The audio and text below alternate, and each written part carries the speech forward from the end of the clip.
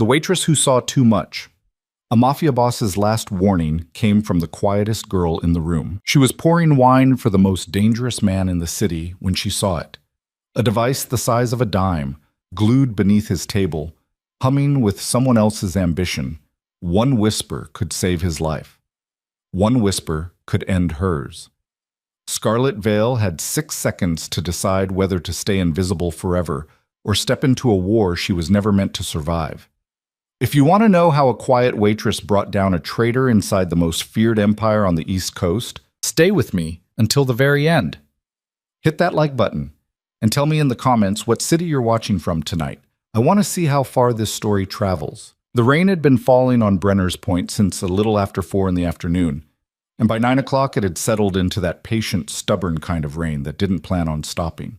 It came down slant against the diner windows, beating up on the old glass and sliding in crooked rivers toward the sill.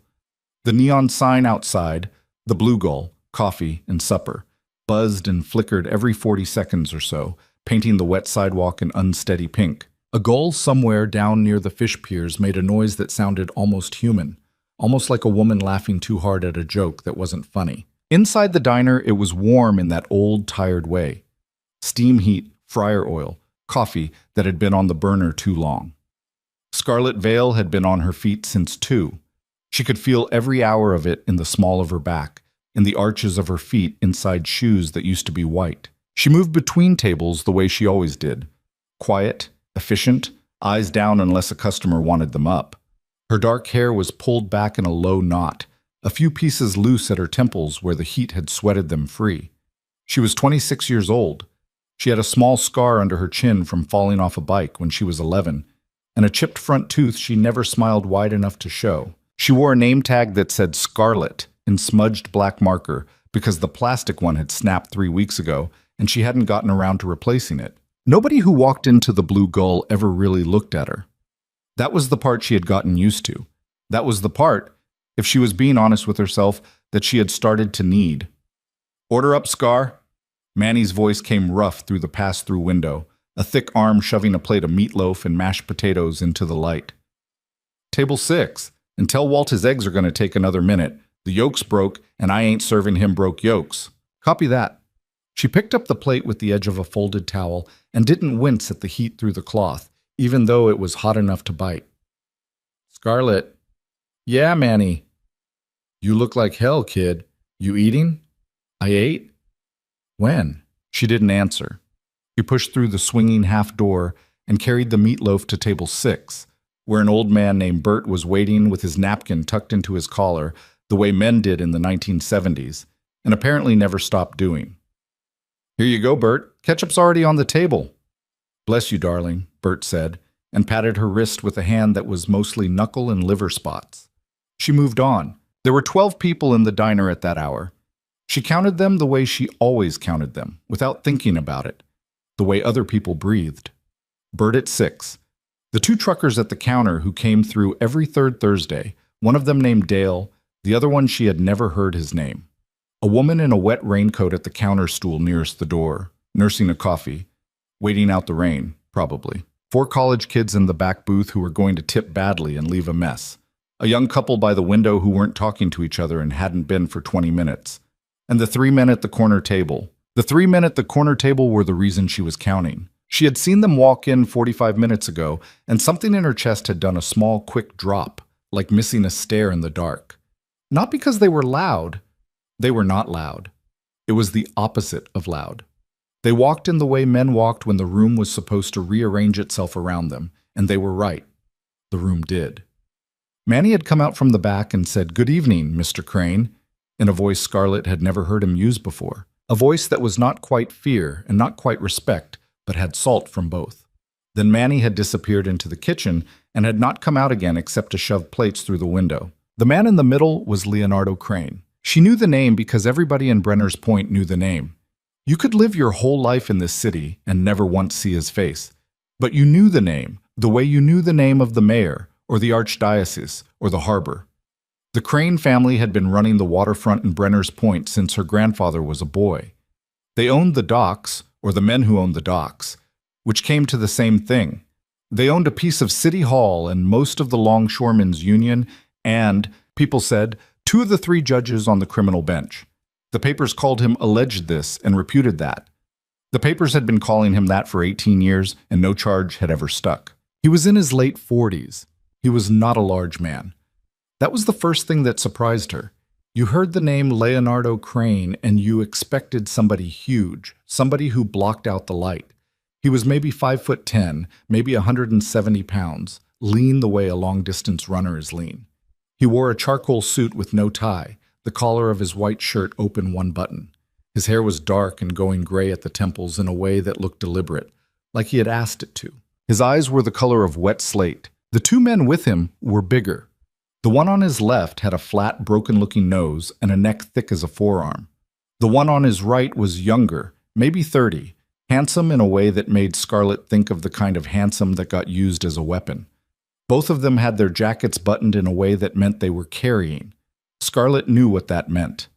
Her father had been a cop for 29 years before the cancer had taken him, and she had grown up understanding what a button jacket on a warm night meant. She had taken their orders without making eye contact. Crane had ordered the veal. The broken-nosed man had ordered a steak, medium. The handsome one had ordered a Caesar salad and water, no ice, which Scarlett had written down and then stared at for a second because men like that didn't order Caesar salads. They ordered red meat and cheap bourbon.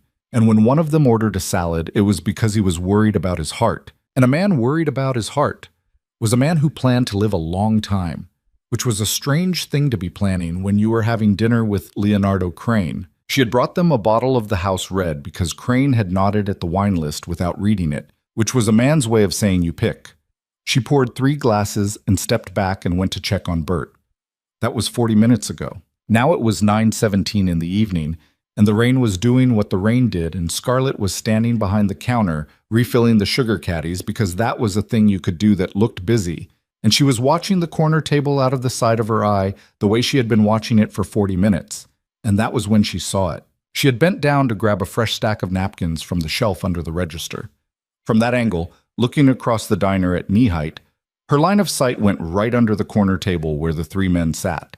And there, glued to the underside of the table, not stuck on cheap, not taped on sloppy, but glued flat and square into the grain of the wood where it would have been invisible from above, was a small dark disc no bigger than a dime, a tiny pinhole in the center of it, a hair-thin wire trailing off the back of it and disappearing into the seam of the table's pedestal. Scarlett stayed crouched behind the counter for a full 3 seconds with her hand on the napkins. She knew what she was looking at.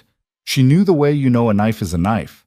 Her father had kept a box of old job souvenirs in the garage, things he had worked cases on, and when she was 14 he had shown her a bug he had pulled out of a motel room in a vice case. This is what they use now, Scar. Used to be the size of a matchbook. Now look at it. This one was stuck to the bottom of a lamp. She remembered the weight of it in her palm. She remembered him saying, "Anybody tells you a small thing can't hurt you, Scar, you tell him you got a daddy who knows better." The disc under the corner table was smaller than the one her father had shown her, and newer and more expensive looking. The pinhole in the center meant it was a microphone, not a camera. Somebody had been in this diner, today or yesterday or last week, and had laid down on their back under that table and glued a listening device to the wood of a booth they knew. They had to have known, you didn't plant a bug on spec, that Leonardo Crane was going to sit at. Her hand was shaking a little, so she took the napkins and stood up slowly and set them on the counter. Her mouth was dry. She thought, walk out the back. Punch your time card, tell Manny you're sick. Walk out the back door and go home and lock the door and don't ever come back here again. That was the smart thing. That was the only smart thing. Whatever was happening at that corner table was not her business. Whoever had put that bug under that table was either a cop, which meant federal charges for anybody who warned Crane, or was somebody worse than a cop, which meant a funeral for anybody who warned Crane. Either way, a waitress in a $10 shirt had no good reason to open her mouth. She thought about her mother, 300 miles west in a memory care unit in Pennsylvania, who sometimes still knew her name. She thought about the $2,300 a month that place cost. She thought about the overdue notice on the kitchen counter of her apartment and the fact that Manny paid her in cash on Fridays, and she had already borrowed against this week. Walk out the back, Scar. Punch the card. Go home. She picked up the wine bottle instead. She didn't decide to. Her hand just did it. She picked up the bottle of the house red off the back counter, and she tucked a clean white towel over the top of her wrist the way a proper server did, and she walked out from behind the counter and across the diner toward the corner table. The handsome one saw her first. His eyes came up and tracked her from about 15 feet out, cool and uncurious, the way a cat watches a leaf. The broken-nosed one didn't look at her at all, because his job was to watch the door, and he was watching the door. Crane was mid-sentence, something low, his fingers loose around the stem of his wine glass. "Not tonight, and not tomorrow," Crane was saying. "I told Falcone I'd give him an answer by Friday, and Friday's what he gets, not a day before. If he calls again—" "Would anyone care for more wine?" Scarlett said. Her voice came out steady. That surprised her. Inside her chest, her heart was doing something fast and sick, but her voice came out the way it always came out. Quiet, polite. The voice of a girl who was not really there. Crane didn't look up. He just lifted his glass an inch in the universal gesture that meant, yes, please. The handsome one shook his head once. The broken-nosed one grunted, which Scarlett took as a yes. She moved to Crane's side first. She had decided, in the 6 steps from the counter, that she would do it on the pour. She would do it on the pour because on the pour she had a legitimate reason to lean in close, and because on the pour the 2 bodyguards would be watching her hands, not her mouth. She tilted the bottle. The wine came out dark into the glass, purple-black, in the bad light. She leaned in. She was close enough to smell him. He smelled like cedar, and something warmer under it, something like wet leather. A clean smell. An expensive smell. Her face was maybe 8 inches from his ear. "There's a bug under your table," she said. She set it into the curve of his ear under her breath, the words barely shaped. "Microphone, glued to the wood, don't look." The wine kept pouring. Her hand did not shake. That was the thing she would remember later, the thing that would make her wake up at 3 in the morning for weeks afterward. That her hand did not shake. Leonardo Crane did not move. For 1 full second he did not move at all, and Scarlett thought, "He didn't hear me. Oh, thank you. He didn't hear me. I can walk away. I can—" And then, without turning his head, without lifting his eyes from the tablecloth, Crane said, at a volume that would not have reached the next table if the next table had been a foot closer, "Are you certain?" "Yes." "When?" "Just now. I saw it just now, bending down at the counter." "Describe it." "Small, dime size, dark, pinhole in the center, wire running into the pedestal seam." "How do you know what you're looking at?" "My father was a cop." She set the bottle down on the table. Her hand was steady. A very small muscle moved in Leonardo Crane's jaw. Nothing else. His eyes stayed on his glass. Then he said, still at that same impossible volume, "Thank you. Pour for my associates, please, and then walk away. Do not look at this table again tonight." "Yes, sir." She poured for the broken-nosed man. She poured for the handsome one, who had been watching her the whole time with an expression she could not read, but that made the skin on the back of her arms prickle. She said, "Can I get anyone anything else?"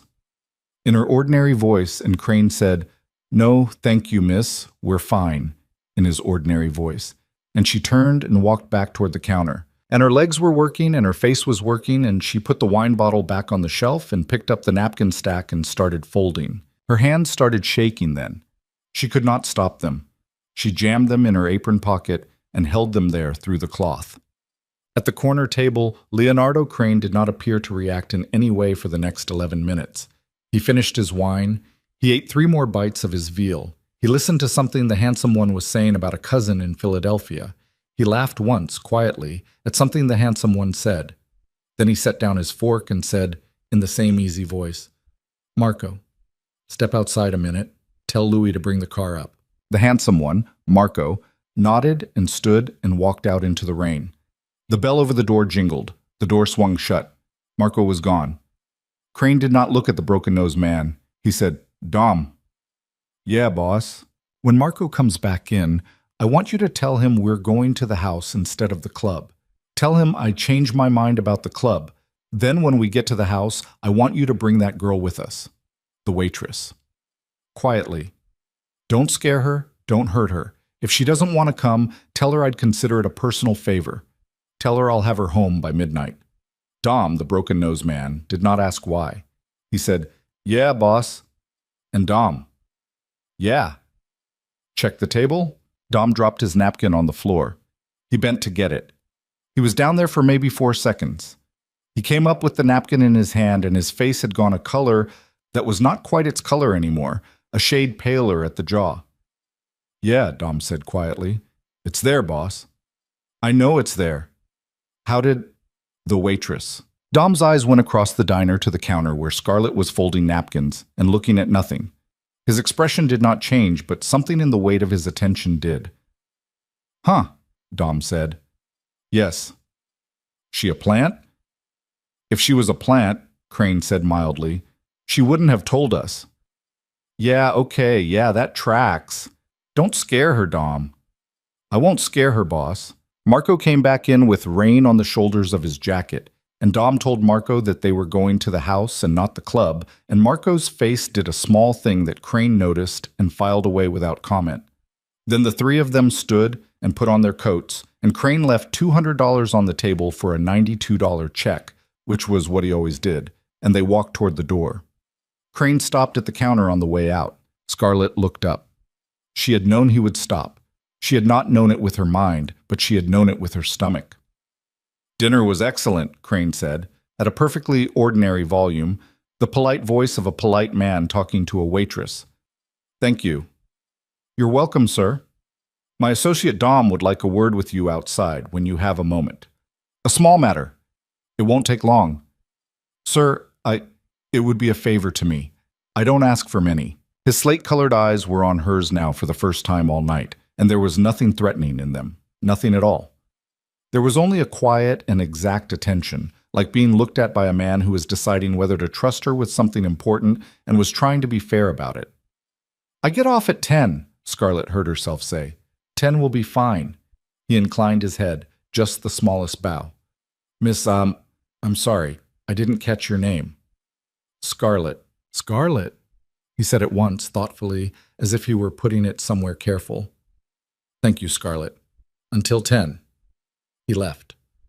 The bell over the door jingled. The rain ate them. Scarlett stood at the counter with her hands flat on the wood and breathed through her nose for a long time. Manny came out of the kitchen, wiping his hands on a dish towel.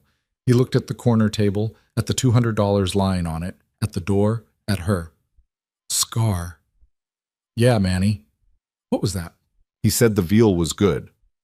Manny looked at her for a long second. He was 61 years old and had been running the Blue Gull since before she was born, and had, she was suddenly certain, known exactly who Leonardo Crane was the minute the man walked in, and had known it in a way that meant he had also known, for a long time, certain other things about this city that Scarlett had not known. Scarlett, Manny said, quieter. I'm fine, Manny. If you're not fine, I'm fine. He looked at her a moment more. Then he nodded slowly, and he went back into the kitchen, and she heard the back door open and close, which was him stepping out for a cigarette, which was him giving her a minute alone. She stood at the counter. She thought about her father. Her father had been a good cop, a good man, the kind of cop who came home and washed the day off his hands before he touched his wife. He had died when Scarlett was 19, and at the funeral a great many men in suits had come and shaken her hand and told her what a good man her father had been, and exactly one of those men had leaned close and said low, "Your daddy was the only straight one left on his shift, kid. You remember that. The only one." She had been 19 and grieving, and she had not asked the man what he meant, and she had spent 7 years sometimes wondering. She thought, I could have walked out the back. She thought, I didn't walk out the back. At 9:58, she put on her jacket. She told Manny she was heading out. Manny said, "You want me to walk you to your car, Scar?" And she said, "No, thank you, Manny." And he looked at her and said, "Okay, kid," in a voice that meant he understood that whatever was happening was not the kind of thing a diner cook with a bad knee could walk her out of. She pushed open the door. The bell jingled. The rain hit her face. A long black car was idling at the curb with its headlights off. The back passenger window slid down 2 inches. A voice she recognized as Dom's said, "Miss, Mr. Crane would like to speak with you. It's 3 miles. He'll have you home by midnight, like he said." Scarlett stood on the wet sidewalk with her hand on the door of the Blue Gull. She could still go back inside. She could still go back inside and lock herself in the employee's bathroom and call the police. And the police would come and everything would be a different kind of story from this moment forward. A story with her name in a file somewhere and a detective asking her questions, and possibly her picture in a newspaper. And she would be known in this city in a way she had spent her whole adult life trying very hard not to be known. Or she could get in the car. She thought about her father again. She thought about the thing the man at the funeral had said. The only straight one left on his shift, kid. She let go of the diner door. She walked across the wet sidewalk, and Dom got out of the front passenger seat and opened the back door for her like a chauffeur, and she slid into the leather-smelling dark of the back seat. Leonardo Crane was sitting on the far side. He had taken off his suit jacket and folded it across his lap. In the low green light from the dashboard, his face looked tired in a way it had not looked in the diner. "Miss Vale," he said, "you found out my last name." "I did. That was fast. I'm careful." Dom closed her door. The locks clunked. The car pulled away from the curb, and the neon blue Gull slid past the rain-streaked window and was gone. Leonardo Crane did not speak for a long moment. He was looking out his own window at the harbor going by, the black water, the shapes of the freighters riding at their moorings. "I'm going to ask you a question, Miss Vale," he said finally. "And then I'm going to ask you some more questions. The first question is the important one. The first question is, why did you tell me about that device? Because I've been sitting here thinking about it, and I cannot come up with a good reason. A reasonable person does not warn a man like me about a thing like that. A reasonable person walks away. So I would like you to tell me, please, in your own words, why you did not walk away." The car went over a seam in the road. The tires hissed on the wet pavement. Scarlett looked at her own hands in her lap. They were not shaking anymore. That was interesting. She had expected them to be shaking. "I don't know," she said. "Try." She was quiet for a moment. "My father was a police officer," she said. "He worked in this city for 29 years. He was a good one, I think. I think maybe one of the only good ones on his shift. I don't know everything he knew. I was 19 when he died, and there was a lot he never told me. But I think whoever put that thing under your table, they put it there to hurt you. And I don't know you. I don't know if you deserve to be hurt or not. A lot of people would probably say you do. But the person who put that there," she stopped. She tried again. "The person who put that there didn't do it because they're a good person. They did it because they're a sneak. And my father hated sneaks more than he hated anything. And I watched him hate them for 19 years. And when I saw that little thing under your table, I thought about him. And I thought, if I walk away from this, I am on the side of the sneak. And I didn't want to be on the side of the sneak." Leonardo Crane was looking at her now. She could feel it even though she was still looking at her own hands. "That is a very unusual answer, Miss Vale. It's the one I've got. Do you know who I am?" "Yes." "Say it." "You're Leonardo Crane. And do you know what that means in this city?" "I have an idea." "Tell me your idea." She lifted her head and looked at him. His slate eyes were waiting for her in the low green dashboard light, patient, uncruel. "It means," Scarlett said, "that a lot of people in this city are afraid of you. It means you probably deserve some of that. It means my father, if he were still alive, would probably not shake your hand. But it also means that right now, tonight, somebody who is worse than you is trying to take you down, and they're not doing it in the open, and they're not doing it clean. And my father would have hated that worse than he hated you, so here I am." The car was quiet for a long time. "Miss Vale," Leonardo Crane said at last, "I would like to offer you a job. I have a job. A different kind of job. You can keep the one you have. In fact, I would prefer that you keep the one you have. The job I am offering is one where you continue to do, in other places, what you did tonight. You watch. You notice. You tell me what you see. Nobody would know. Nobody at all would know except me and Dom. You would be paid well, very well." "Why me?" "Because tonight you saw something that 3 men who are paid very well to see such things did not see. Because you do not look like a person who sees things, which is the single most valuable quality a person who sees things can have. And because—" He paused, and something that was almost a smile moved at the corner of his mouth and then was gone. "Because you are, apparently, Miss Vale, a person who does not walk away from sneaks. And I happen to have a sneak problem." Scarlett looked out the window. The harbor slid past. The rain was slowing now, pulling back to a mist. Somewhere out on the black water a foghorn sounded, low and long, and she thought of her father, who had liked foghorns, who had once told her that a foghorn was the saddest man-made sound there was. "I'll think about it," she said. "That's all I ask." And Mr. Crane, "Yes. If I say yes, and I'm not saying yes, but if I do, I need you to understand something. Tell me. I'm not yours. I'm not anybody's. I'm not going to carry a gun. I'm not going to hurt anybody. I'm not going to lie for you in a courtroom. If I see something that makes me want to walk, I walk. If I find out you're the kind of man my father would have put in a cell, I walk.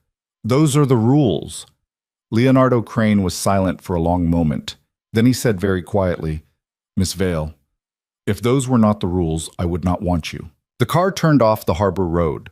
The lights of Brenner's Point spread out below them, pink and yellow and smeared by rain, a city that had not noticed yet that one small thing had changed inside it tonight. A waitress in a $10 shirt had looked under a table and had not walked away, and somewhere in that city a person who did not yet know they had lost.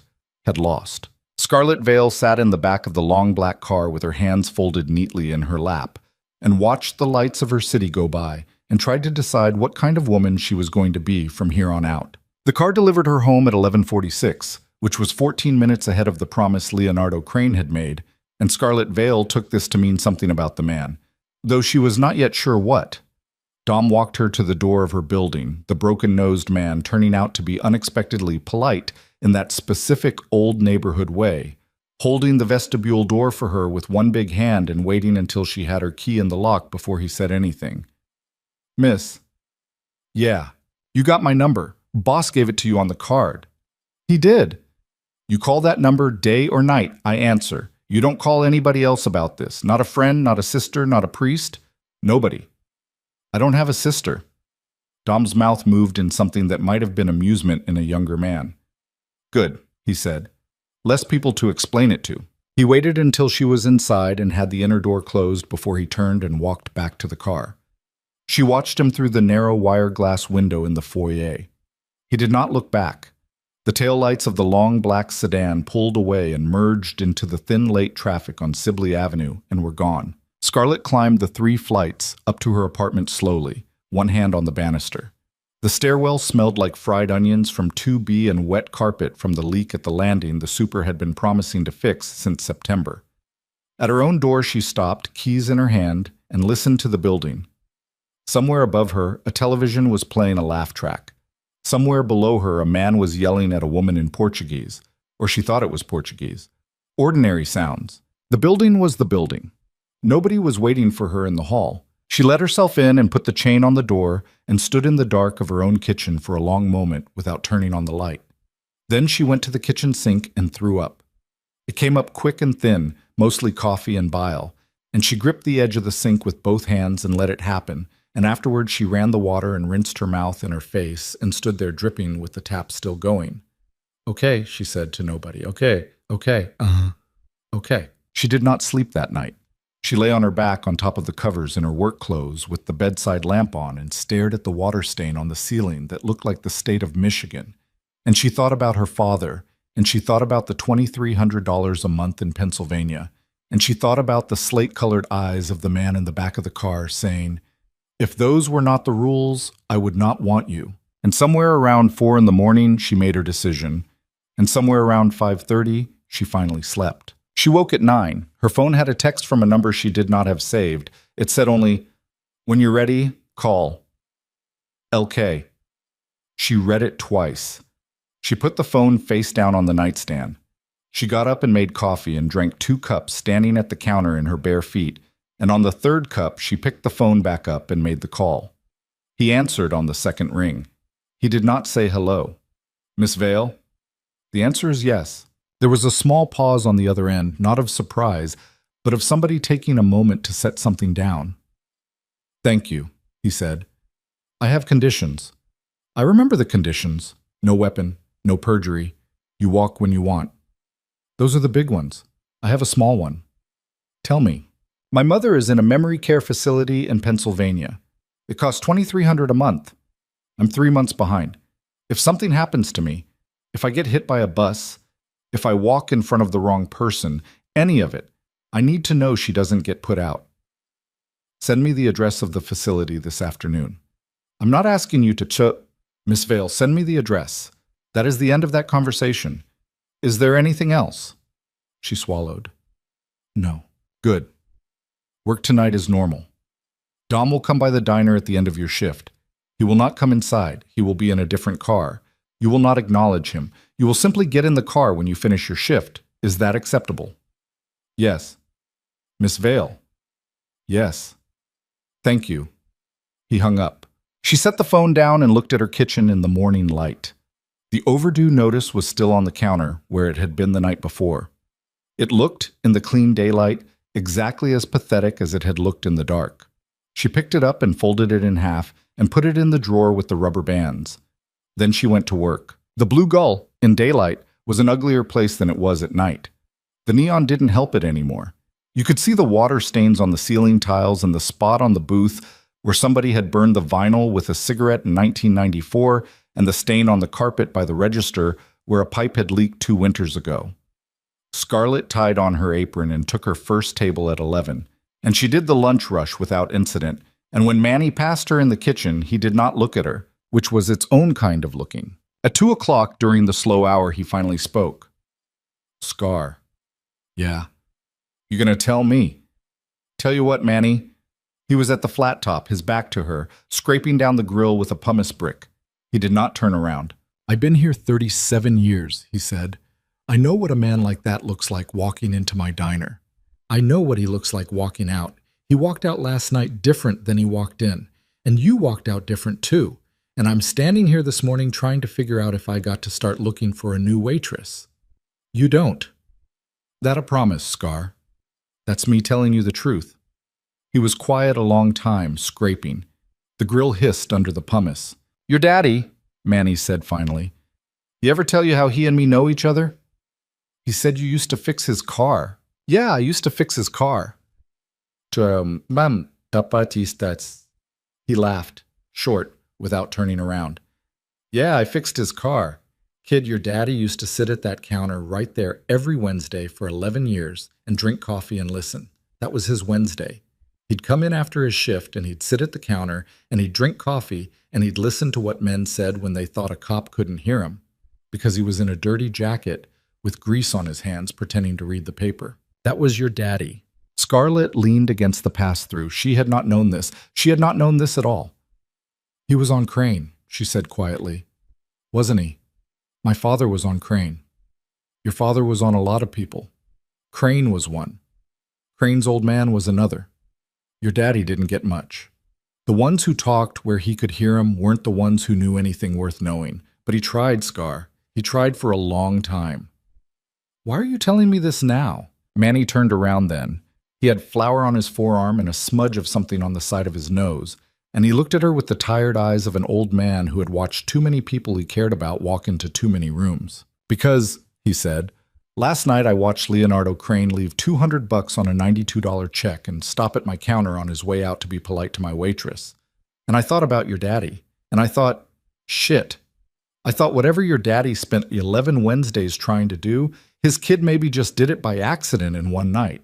And I didn't know whether to be proud of you or drive you to the bus station. Which one did you land on? I'm still working it out. She looked at him for a long moment. She wanted very badly to tell him everything. She wanted to tell him about the device under the table and the green light on the dashboard and the slate eyes and the deal. But she thought about Dom in the vestibule, saying, not a friend, not a sister, not a priest, and she thought about the fact that Manny was 61 years old and had a bad knee and a wife in Astoria, and she thought, he has been kind to you your whole adult life. Do not make him carry this. Manny? Yeah, Scar. I'm going to be fine. That a promise. That's me telling you the truth. He looked at her a second more. Then he nodded, one slow old man nod, and he turned back to his grill, and he said over his shoulder, Table 9 needs refills, kid. Get moving.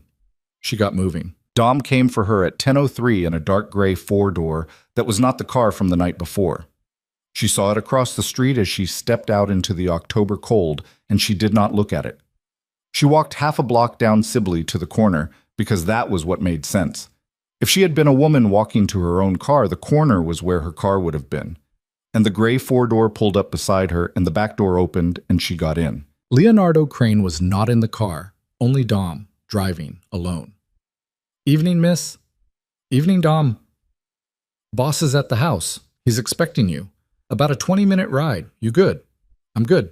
He pulled away from the curb. They took the harbor road north, past the fish piers and the long shuttered cannery and the place where the old amusement park had been when she was a kid, which was a parking lot now. And then the road climbed up into the bluffs, where the houses were large and set back from the road behind walls of stone and ivy. Dom turned in at a gate she would not have seen if she had not been looking for it. The gate opened on its own, which meant there was a camera.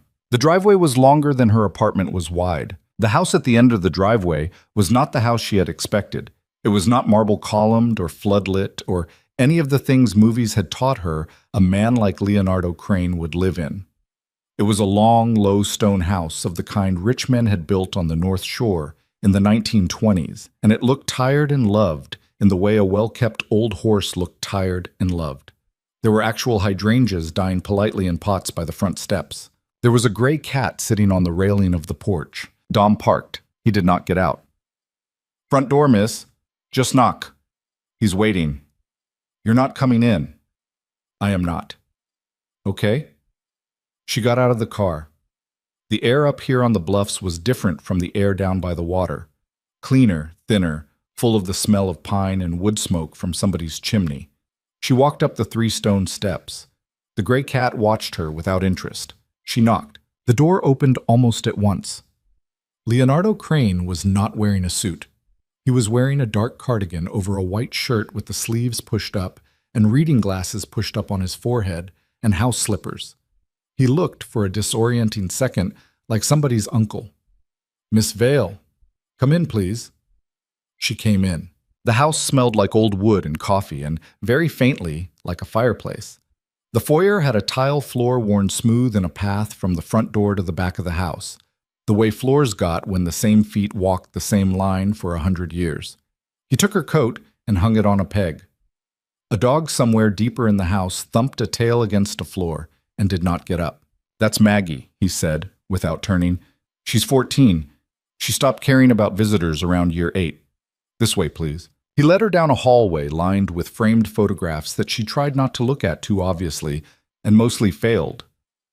Black and white. A woman in a sundress holding a baby. A younger Leonardo in a graduation gown. 2 men in suits, arms around each other, at what looked like a wedding. An old woman with a cane, laughing. None of them the photographs of a monster. All of them the photographs of anybody's family. He took her into a study at the back of the house. It was a small room, smaller than she had expected, with a fire burning low in a stone hearth, and a wall of books, and a desk with 2 laptops and a leather chair pulled up to the desk. And across from the desk, 2 armchairs facing each other with a small table between them. There were papers spread out on the desk. There was a glass of water on the table between the armchairs, and a second glass empty. Sit, please. Water. Thank you. She sat. He poured from a pitcher on the side table and handed her a glass and sat down across from her, and for a moment neither of them spoke. The fire popped. The old dog breathed somewhere out in the hall. Before we begin, Leonardo Crane said, I want to say 2 things. Okay. The first is that I called your mother's facility this morning. The balance is paid in full through the end of the calendar year. I have set up automatic monthly payments from a holding account that is not in my name and cannot be traced to me. If I disappear tomorrow, if I am arrested, if I am killed, those payments will continue. I have arranged this. It is done. You do not owe me for it. It is not leverage. I'm telling you this because you should know, going in, that this piece of your life is safe regardless of what you decide to do tonight or any night after this. Is that clear? Her throat did an unexpected thing. She took a sip of water. That's clear. The second thing, I want to tell you what I am. I'm not going to tell you everything. That would be foolish of both of us. But I want you to know enough to make an honest decision. Because you said to me last night that if you found out I was the kind of man your father would have put in a cell, you would walk. And I want you to walk now, tonight, if that is what you are going to do. Not in 6 months, after you have seen things and heard names. Now. Okay? He set his glass down. He looked into the fire. I move things into and out of this city that the city has decided it does not want to officially know about. Cigarettes, sometimes. Liquor, in certain volumes. Prescription pharmaceuticals that are legal in Canada and not legal here. I do not move heroin. I do not move fentanyl. I do not move women. I do not move children. I have had men killed 3 times in 22 years. Each of those men had killed someone of mine first, and each of those men I killed personally. And I will not apologize for any of the 3 of them, but I will not pretend to you that I am a clean man either. I am not a clean man, Miss Vale. I am a man who has tried to run a dirty business as cleanly as a dirty business can be run. I don't know if that is a distinction that means anything to you. I don't know if it would have meant anything to your father. I suspect it would not have. Your father sounds like he was a better man than I am. He looked up from the fire. That's what I am. If you want your coat, Dom is outside, and he will drive you home, and you will never hear from me again. And the payments to your mother's facility will continue regardless. That is the offer. Scarlett sat with her water glass in both hands. She looked at him in the firelight. He did not look like a monster. He did not look, in this moment, like a man who had killed 3 men. He looked like a tired man in a cardigan who had told her the truth because he had decided, for reasons of his own, that the truth was the only thing that was going to work here. She thought about her father. Her father had worked on Leonardo Crane. Manny had told her that.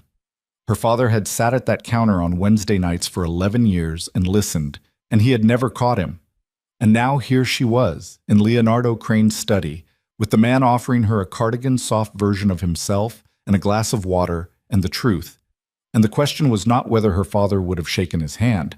The question was whether her father, in his whole 29 years of being a cop, had ever once had a man in front of him who told him the truth the way this man had just told it to her. She thought the answer was probably no. The people selling fentanyl in this city, she said. The ones you don't deal with. What about them? You know who they are. I know who most of them are. Would you tell me?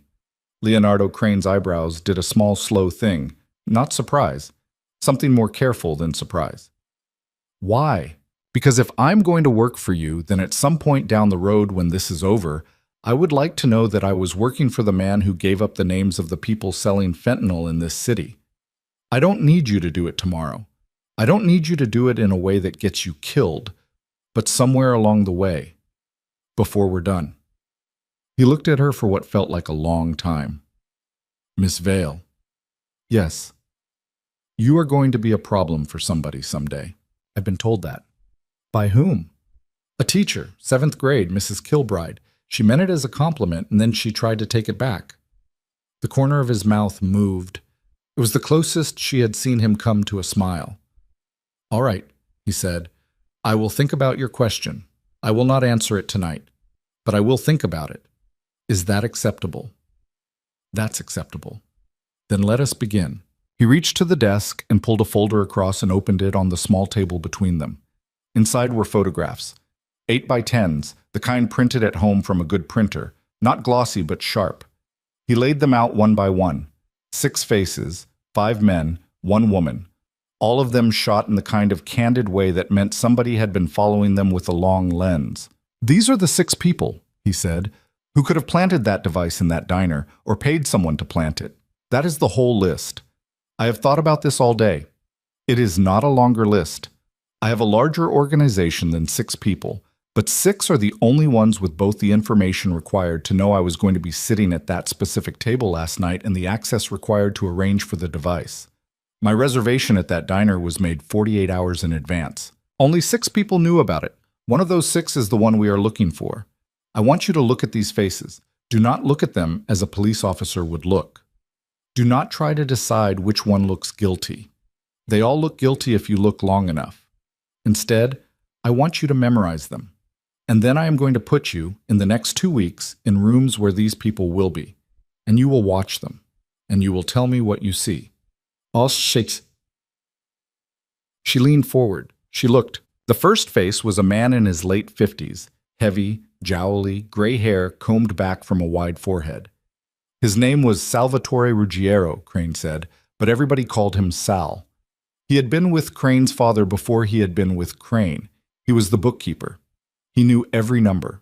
He was the single most trusted person in the organization and had been for 26 years. and Crane had included him on the list because, Crane said quietly, if I don't include him on the list, then I am not being honest with myself about what this list is. The second face was the handsome young man from the diner. Marco. Marco Venturi. 29 years old, Crane's sister's son. His nephew. He had come into the business 3 years ago after finishing law school and not taking the bar. He was clever, Crane said.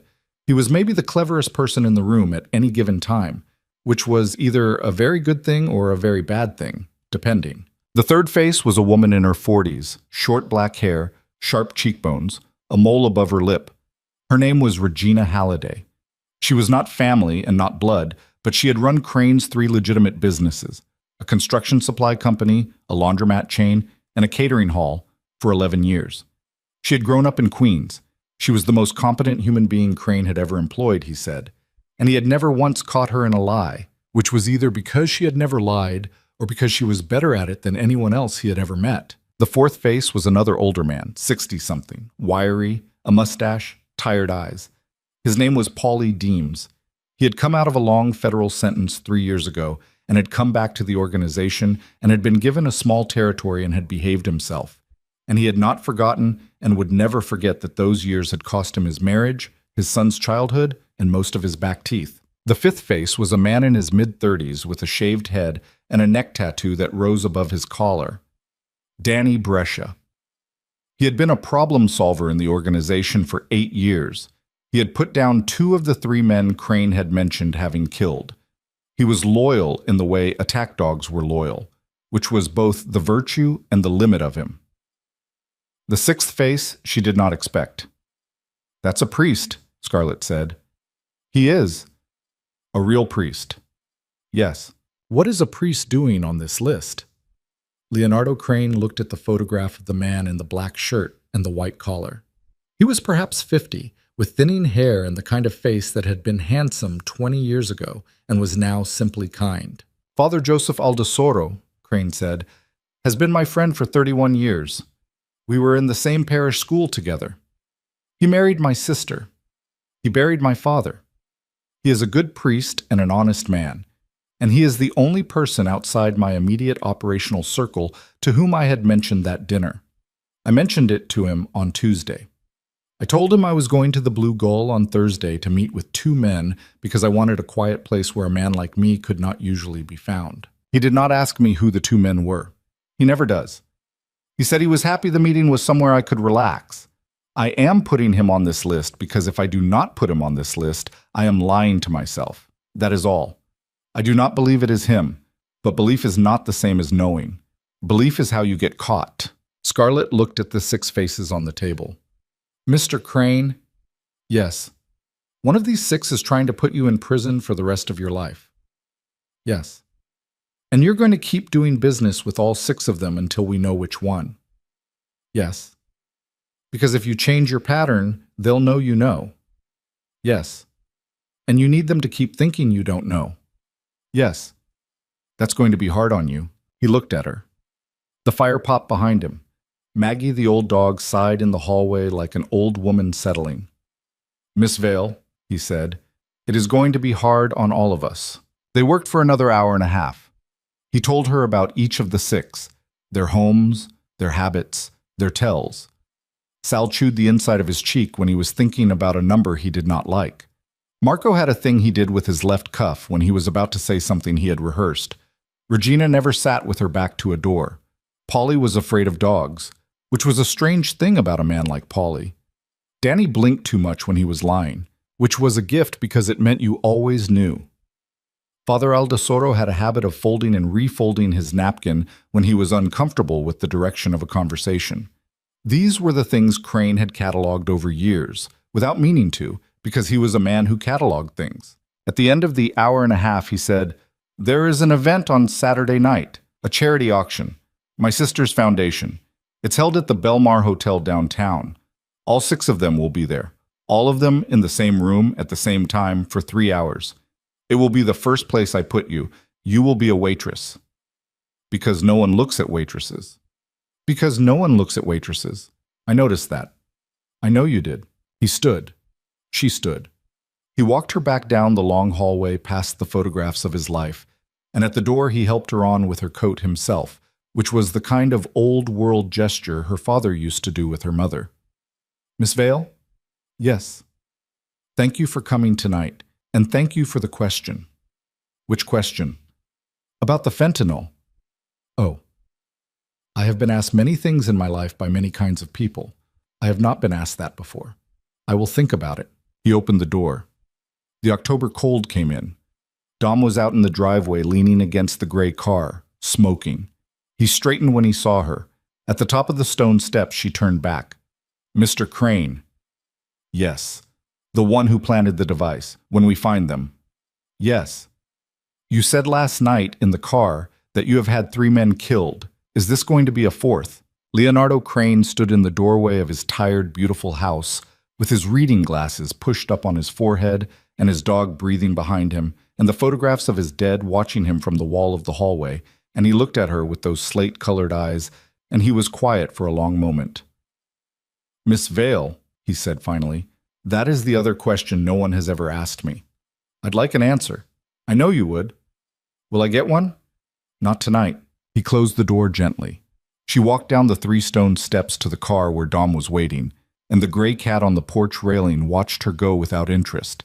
And behind her in the house, a man she did not understand stood in his hallway, looking at a wall of photographs and deciding, slowly, what kind of man he was going to have to be from here on out. The 3 days between that night in the study and the Saturday charity auction passed for Scarlett in a strange double exposure. On the outside, she was a waitress working the Friday dinner shift and the Saturday lunch shift, refilling ketchup bottles and wiping down booths and telling Bert at table 6 that yes, the meatloaf was good tonight, same as last night. On the inside, she was memorizing 6 faces. She had the photographs in a manila envelope Dom had handed her in the car on the way home, and she had spent hours at her kitchen table looking at them the way a student looks at flashcards, until Sal's cheek-chewing and Marco's cuff-fiddling and Regina's never sitting with her back to the door and Polly's nervousness around dogs and Danny's too-fast blinking and Father Aldesoro's napkin folding were all in her head like a little catalog she could open and close at will. On Friday night, Dom dropped off a garment bag at the diner. He did not come inside. He handed it through the back door to Manny, who brought it out to her without a word and stood there while she unzipped it. Inside was a black skirt, a white blouse, a black apron, and a small envelope with a name tag that said Emily on it in clean printed letters and $300 in 20s paper-clipped to an index card. The index card had a single line on it in a small, precise hand. "Hotel service entrance, 4 p.m. Saturday. Ask for Ramon." Manny watched her read it. He did not ask. She put the $300 in her apron pocket and folded the index card in half and tucked it into her bra, and Manny watched that too. And when she looked up at him, he shook his head slowly, once. "Scar." "Don't, Manny. I'm not saying anything." "You're saying plenty." "I'm saying I hope you know what you're doing." "I do." "That a promise?" "Manny, I swear to you, I swear on my dad, I know what I'm doing." It was not, strictly speaking, true. She did not know what she was doing, but it was true that she had decided to do it, which in her mind at that moment was close enough to the same thing that she could say it to Manny's face without flinching. The Belmar Hotel was the biggest building downtown, a 22-story granite thing that had been put up in 1923, back when Brenner's Point had briefly thought it was going to be a city that mattered.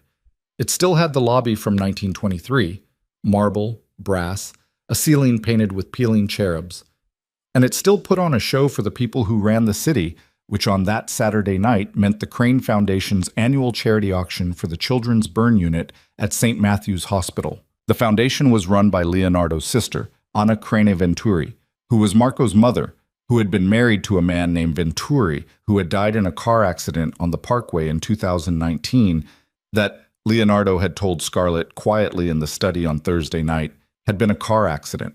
The service entrance was down an alley off Christian Street. Scarlett got there at 3:50 with the garment bag over her arm and her hair already up in the tight low knot she wore for work. Ramon turned out to be a thick-necked man in a banquet captain's vest who looked at her once, nodded as if somebody had already described her to him, and said, "You're Emily. You're on trays for cocktail hour. You work the ballroom floor. You don't go behind the bar. You don't go in the kitchen. You don't go past the coat check. Any problem? You find me. Bathroom's that door. You got 5 minutes to change. Go. She changed in a staff bathroom that smelled like industrial disinfectant and somebody else's perfume, and she pinned the Emily name tag to her blouse, and she looked at herself in the cracked mirror over the sink for maybe 10 seconds. She looked, she thought, like a waitress, which was good, which was the whole point, which had, apparently, been the whole point of her entire adult life up to this moment, although she had not known it until this week. She came out into the staging area at 4:07. There were 12 other servers in there, men and women, all in the same black and white. None of them looked at her twice. That too was the point. She worked the first hour of cocktails in a fog of concentration that felt almost like calm. Her tray was champagne flutes, which were the easiest thing in the world to serve because you did not have to speak, you just presented. You walked up to a group and you held the tray out and people took. You nodded. You moved on. You did not make eye contact. You refilled from the bar station near the coat check every time your tray was half empty. You smiled in the general direction of faces without ever actually looking at one. She had been doing a version of this at the Blue Gull for 4 years. The only difference was the room. The room was full of the kind of people she had only ever seen in newspapers. There was the mayor, or a man she thought was the mayor, a tall, hollow-cheeked black man in a tuxedo whose wife had on a dress the color of a good wine. There were 2 city council members she recognized from campaign signs. There was a woman in a silver jacket who she was pretty sure ran the biggest bank in the city. There was a police captain in his dress uniform standing by the bar with a Coke in his hand, watching the room without seeming to watch it, and she made herself not look at him twice. There was a priest in a black cassock and Roman collar standing near the silent auction tables, Father Joseph Aldesoro. She clocked him on her third pass across the ballroom, and she did not let her eyes linger. He was exactly his photograph. Thinning hair, the kind face. He was holding a glass of white wine and talking to an older woman who Scarlett thought, from the shape of the nose and the carriage, must be Anna Crane Venturi, Leonardo's sister. The 2 of them were laughing at something. The priest, when he laughed, ducked his head slightly and his shoulders shook. It was a warm laugh. It was not the laugh of a man who had planted a listening device under the table, of the man who had buried his father. Belief is not the same as knowing, Scarlett thought. Belief is how you get caught. She kept moving. She found Sal Ruggiero at the bar. He was exactly his photograph too, heavy and jowly, and he had, in fact, the inside of his left cheek pulled in between his teeth in a way that was not quite chewing, but was on its way. He was talking to a man she did not recognize, and he was unhappy about something. His shoulders had that set. She drifted close enough to hear one sentence. I'm telling you, I don't care what the number says. The number is wrong. And somebody's got to go back and find me the piece that isn't on the page. And then she drifted away. Not her business. Or not yet. Marco Venturi she found near the stage. He was working the room. The way handsome young men who had not taken the bar exam worked rooms, shaking hands, laughing at jokes that were not funny, doing a thing with his left cuff every 30 seconds or so that was so exactly the thing Leonardo had described that Scarlett almost smiled. He was talking to a woman in her 60s in an emerald dress. He was leaning in. He was attentive. The woman was flattered. He was very good at this. He was too good at it, maybe. Regina Halliday she found at the far end of the room, standing with her back against a pillar, exactly as described. Regina never sat with her back to a door, and apparently also never stood with her back to a door. She had a glass of soda water in her hand. Scarlett could tell because there was a slice of lime in it and no fizz left. And she was listening to a man talk at her with an expression of polite attention that Scarlett, who had made her living reading the faces of men, recognized immediately as the expression of a woman who was not listening to a word the man was saying and was instead scanning the room past his shoulder. Their eyes met for half a second. Regina's eyes went through her like she was a lamp. Scarlett moved on. Polly Deems she almost missed because Polly Deems was standing in a corner by the coat check looking small. He had on an ill-fitting suit that was probably 12 years old because 12 years was how long he had been in federal prison while suits had gotten narrower. He was drinking a beer out of a bottle, which nobody else in that room was drinking. Scarlett passed him with her tray, and Polly looked at her, and then he looked at the tray of champagne flutes, and then he looked back at his bottle, and his face did a small complicated thing, something like shame, or something like the memory of shame. and he tipped the bottle at her in a small old man salute, and she nodded back without meaning to. She felt for a moment sorry for him. She filed that feeling and kept walking. Danny Brescia she found last, and Danny Brescia was the one she did not like. Danny was in a black suit and a black shirt with no tie, and he was standing against the wall watching the door, and his neck tattoo was visible above the collar, and he was blinking at a normal rate, which was the terrifying thing, because Leonardo had said Danny blinked too much when he lied, and right now Danny was not lying. And Scarlett had not realized until this exact moment how much she had been hoping it would turn out to be Danny. Leonardo Crane himself was at the center of the room, in a perfectly cut black suit, with his sister on his arm. Anna Crane Venturi was a small, elegant woman in her early 50s and a dress the color of an oyster, and she laughed at things the way her brother almost never did. And she kissed cheeks and remembered names and moved through the room like a woman who had done this all her life. And Leonardo walked at her shoulder half a pace behind her and did the small, quiet job of being her brother in public. He did not once look in Scarlett's direction, which was exactly right, which was the whole agreement. The cocktail hour ended. They moved into the dinner portion of the evening. Scarlett was reassigned from champagne to bread service, which meant she now had to go table to table with a basket of rolls and a pair of silver tongs, which put her, for the first time, close enough to hear what people were saying. She made 14 passes in 30 minutes. She kept her face still. She listened. At the head table, Anna Crane Venturi was telling a story about her late husband that ended in laughter. At the second table, a city councilwoman was talking to a hospital administrator about bed capacity. At the third table, Marco Venturi was sitting next to a woman she did not recognize and was saying, No, that deal is dead. That deal is deader than dead. You don't need to worry about that deal anymore. She filed that. She did not know what it meant, but she filed it. At the fifth table, Sal Ruggiero was sitting next to Regina Halliday, and they were not talking to each other. That interested her. They had both been in the organization for over 2 decades. They should have been comfortable with each other. They were not. Regina had her body angled away from Sal by maybe 15 degrees, and Sal was eating his salad too fast, which was not what a heavy, jowly old bookkeeper did at a charity dinner, unless he was uncomfortable. At the seventh table, Paulie Deems was sitting alone at the end of a table of people he did not appear to know, and Paulie was staring down at his bread plate with an expression on his face that Scarlett, passing him the second time, understood with a small, cold jolt. Paulie was praying. Not in a showy way, not in a moving lips way, but he had his hands folded in his lap under the edge of the tablecloth, and his shoulders had the set of a man with a conversation going on inside his own head. And Scarlett, who had grown up next door to an old Italian widow who did the same thing at every meal, knew the posture. She did not know what Paulie Deems was praying about. She just knew that he was. At the eighth table, Father Aldosoro was talking to an elderly couple about, of all things, their grandchildren. He was asking the right questions. He was remembering the grandchildren's names back at the couple the second time. He was good with people. He was, by every measure Scarlett had, exactly what he looked like. Exactly a priest. Exactly a friend. She finished her bread rounds. She went back to the staging area to refill. She ran into Ramon, who looked her up and down and said, "You're quiet. I like quiet. Do the coffee service when the speeches start. Same tables." "Yes, sir." "Where you usually work?" "Diner on the south side." "Figures." He almost smiled. "You move like a diner girl. No wasted steps. Most of these kids they send me, it's like watching someone try to walk uphill in new shoes."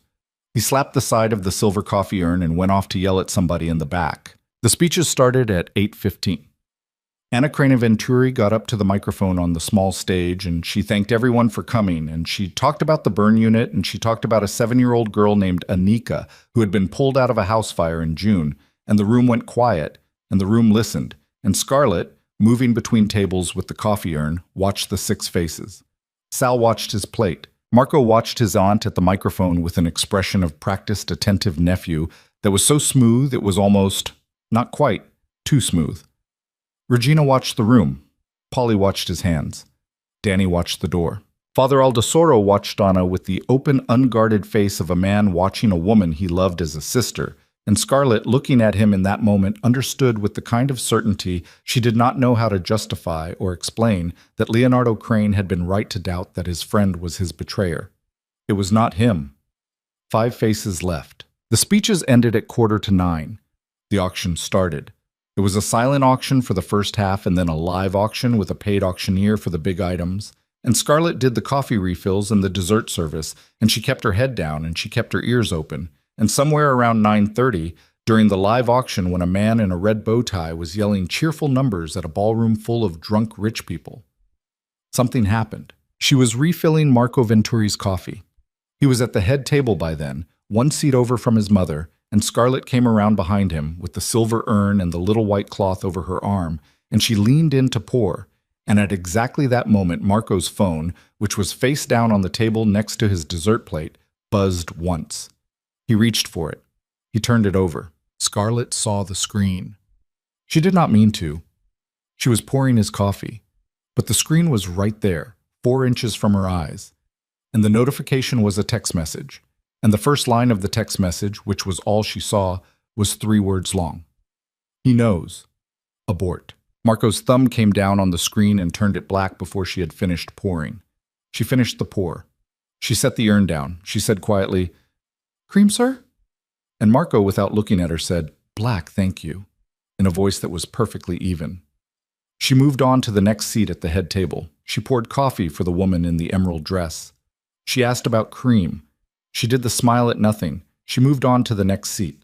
Inside her chest, her heart was doing a thing it had not done since the night at the diner. He knows. Abort. 3 words. No name on the sender as far as she had seen, but it was on Marco Venturi's phone, and the timing was not the timing of a man receiving news. The timing was the timing of a man who had been waiting for news and had just gotten it. He had not startled at the buzz. He had turned the phone over the way a man turns over a card he has been waiting all night for. She finished the table. She went back to the staging area. She put the coffee urn down on the side table and she said to Ramon, who was passing, "Bathroom, 2 minutes." And Ramon waved her off without looking. She went into the staff bathroom. She locked the stall door. She took her phone out. Her hands were shaking. She did a thing she had not done before, which was she did not call Dom. She typed a text to the number Leonardo had given her. She typed it fast with her thumbs, in that cramped stall with the smell of industrial disinfectant in her nose. Marco. His phone just now. Text said he knows. Abort. 3 words. She sent it. She stared at the screen. 3 seconds went by. 4. The 3 dots came up, meaning he was typing. They disappeared. They came up again. They disappeared. Then a single message came back. "Stay where you are, finish your shift, do not change anything." She stared at it. She read it twice. "Okay, she typed back. Then, because her hands were still shaking and she had 10 seconds before Ramon would start wondering where she was, she typed one more thing. "Are you okay?" The 3 dots came up. They stayed up for what felt like a long time. Then, "I am fine, Miss Vale. Thank you for asking. Finish your shift." She put her phone away. She flushed, though she had not used the toilet, because it seemed like the thing to do. She washed her hands. She looked at herself in the mirror for 2 full seconds, and she saw a woman with color high in her cheeks and eyes that were bright in a way she did not recognize, and she thought, "Get it together, Scar. Get it together." And she went back out, and she picked up the coffee urn, and she worked the rest of the auction, and she did not look at Marco Venturi again. She finished at 11:15. She changed back into her jeans and her jacket in the staff bathroom. She handed the garment bag back to Ramon, who nodded at her without saying anything. She walked out the service entrance into the alley off Creighton Street. The gray car was waiting at the mouth of the alley.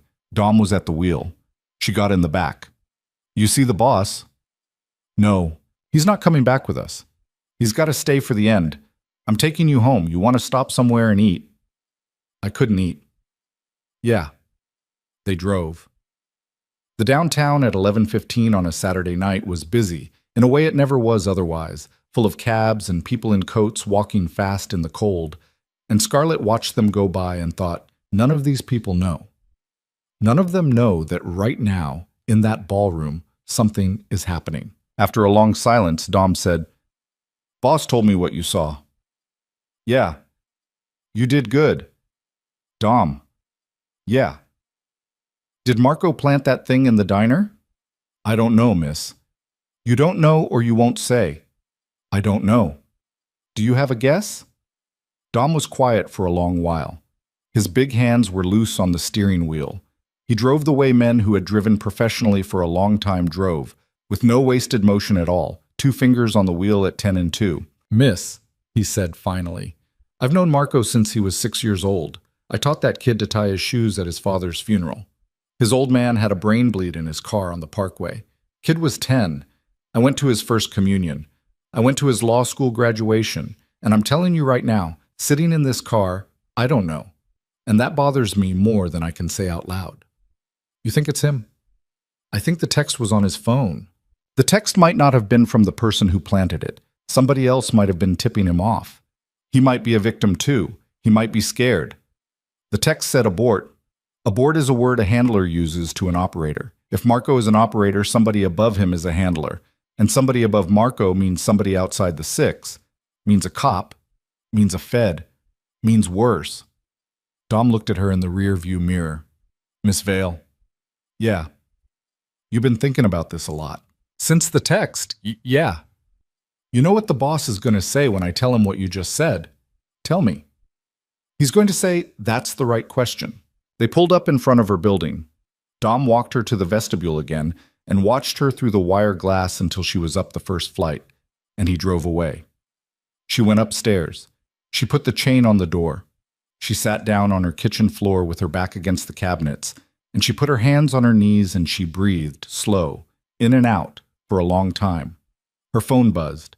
It was Leonardo. "Home?" "Yes, sleep. We talk tomorrow afternoon, 2 o'clock. Dom will bring you up." "Okay?" There was a pause. 3 dots. Then, "Miss Vale, you were right tonight. About the handler. There is someone above Marco, if it is Marco. That changes what we are doing. I will explain tomorrow. Sleep if you can." She read it 3 times. Then she sat on her kitchen floor for another 20 minutes with her back against the cabinets. Not crying, not sleeping, just sitting there with the cold linoleum under her and her own heartbeat in her ears. And she thought about a 10-year-old boy named Marco Venturi having his shoelaces tied by a man named Dom at his father's funeral. And she thought about Paulie Deems praying into his bread plate. And she thought about Father Aldesoro laughing at something Anna had said. And she thought about the slate-colored eyes of a man in a cardigan in a study lit by firelight, saying, "I am not a clean man, Miss Vale." And somewhere in all of that, she understood something she had not understood until that moment, which was that this was no longer a thing she was doing for money, or for the debt at her mother's facility, or even for the memory of her father sitting at a Blue Gull counter 11 Wednesdays a year for 11 years trying to put Leonardo Crane in a cell. This was a thing she was doing because she had become, somewhere in the last 72 hours, the only person in the whole tangled mess who could see all of it at once.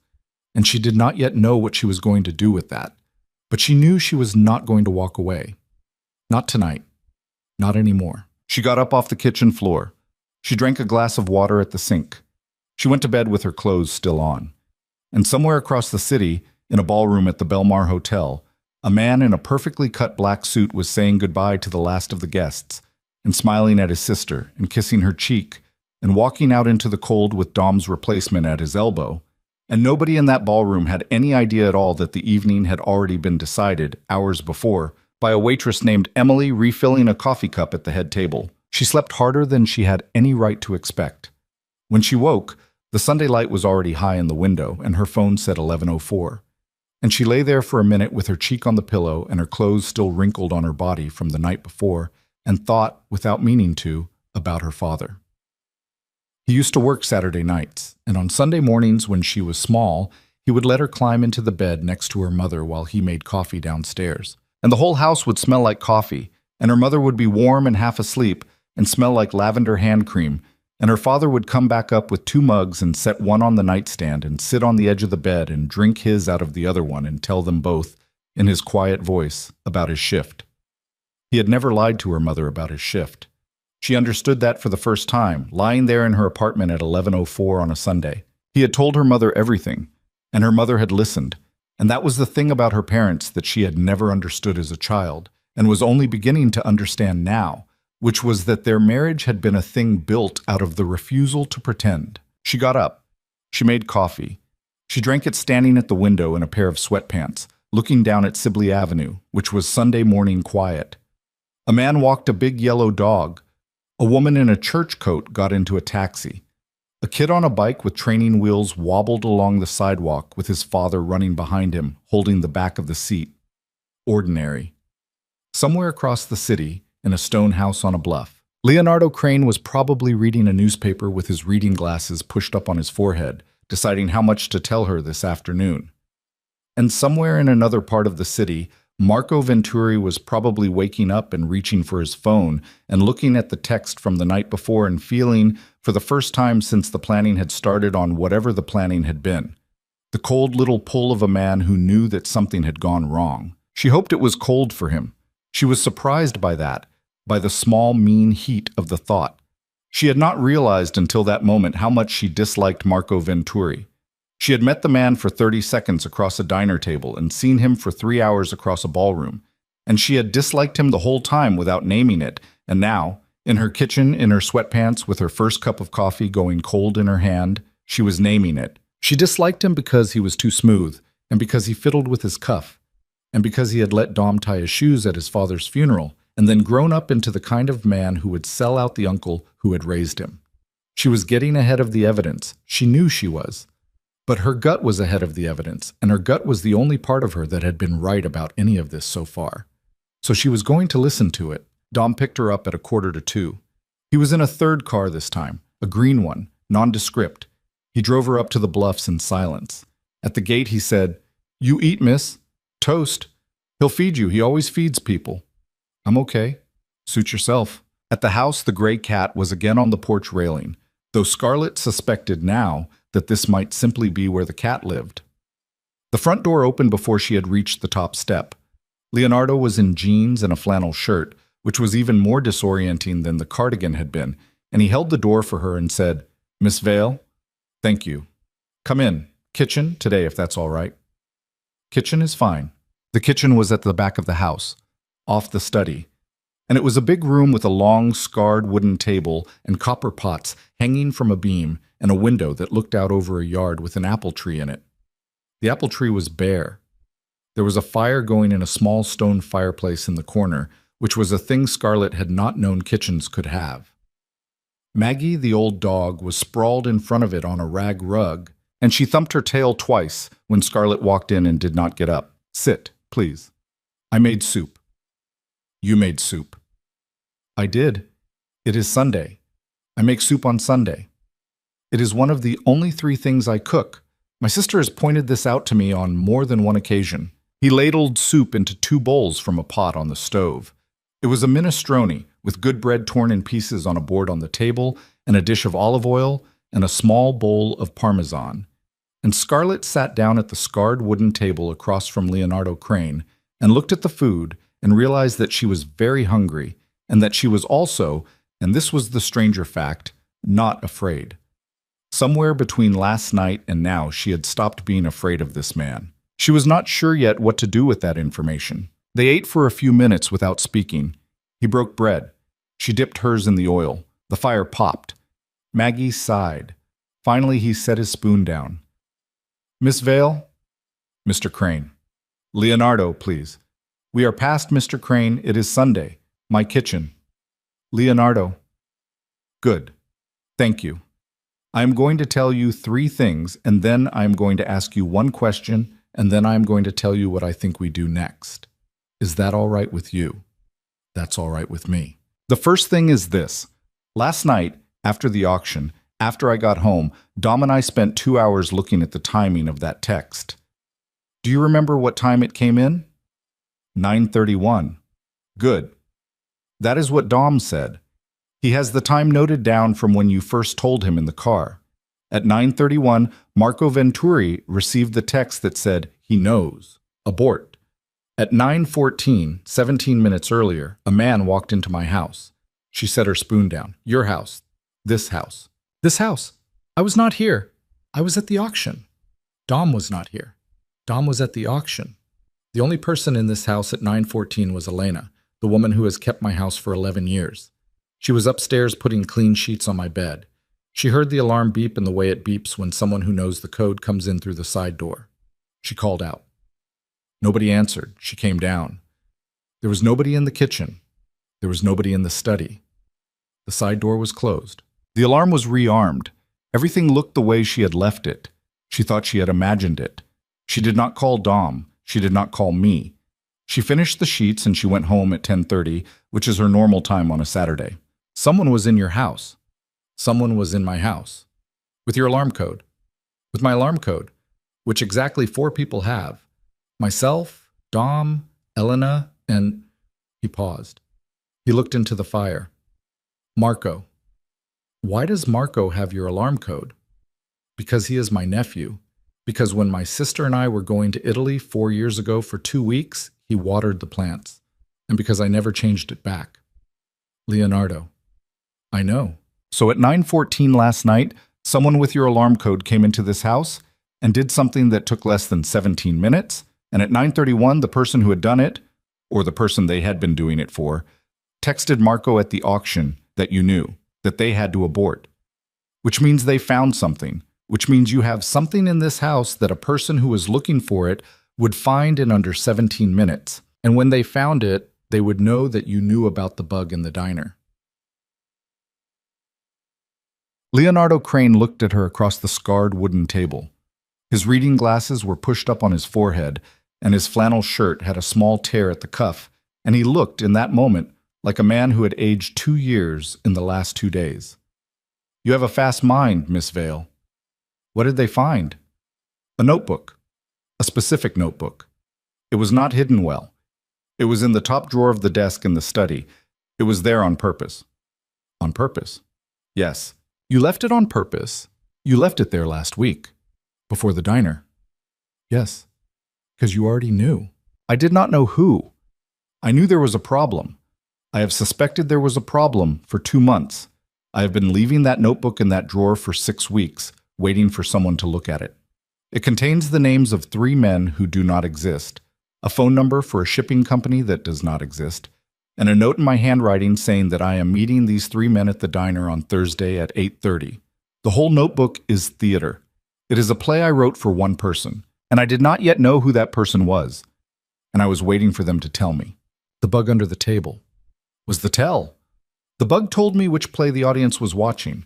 It told me that whoever was watching me had read the notebook, because the notebook was how they learned I was going to be at the diner. But the bug did not tell me who had read the notebook, because the notebook had been sitting in an unlocked desk drawer for 6 weeks. Anyone could have read it. It was still a list of 6. And then I saw the bug, and then you saw the bug, and I had to change my plan.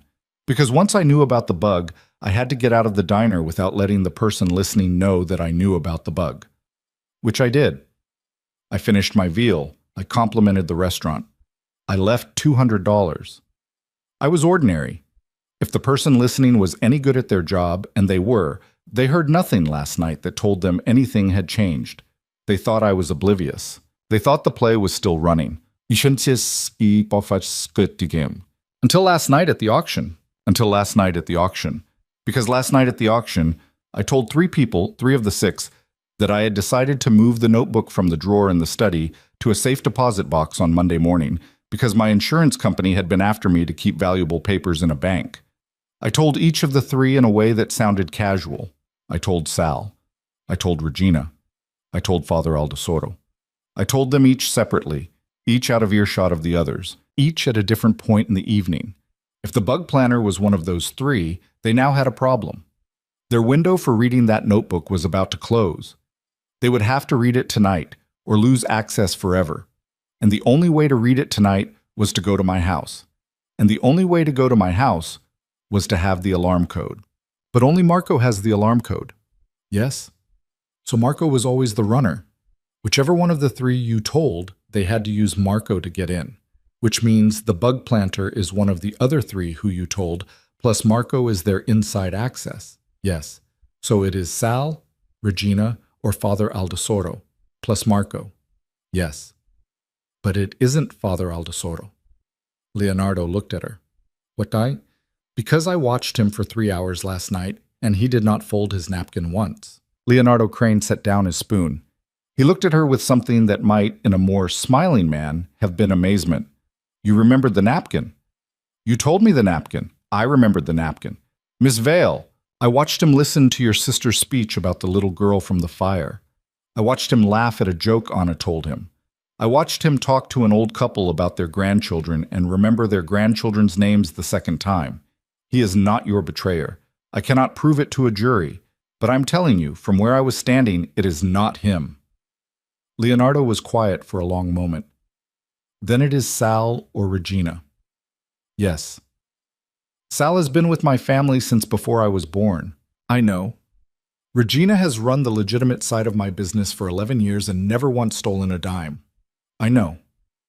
My sister is going to be heartbroken whichever one it is. She loves them both. Sal is Marco's godfather.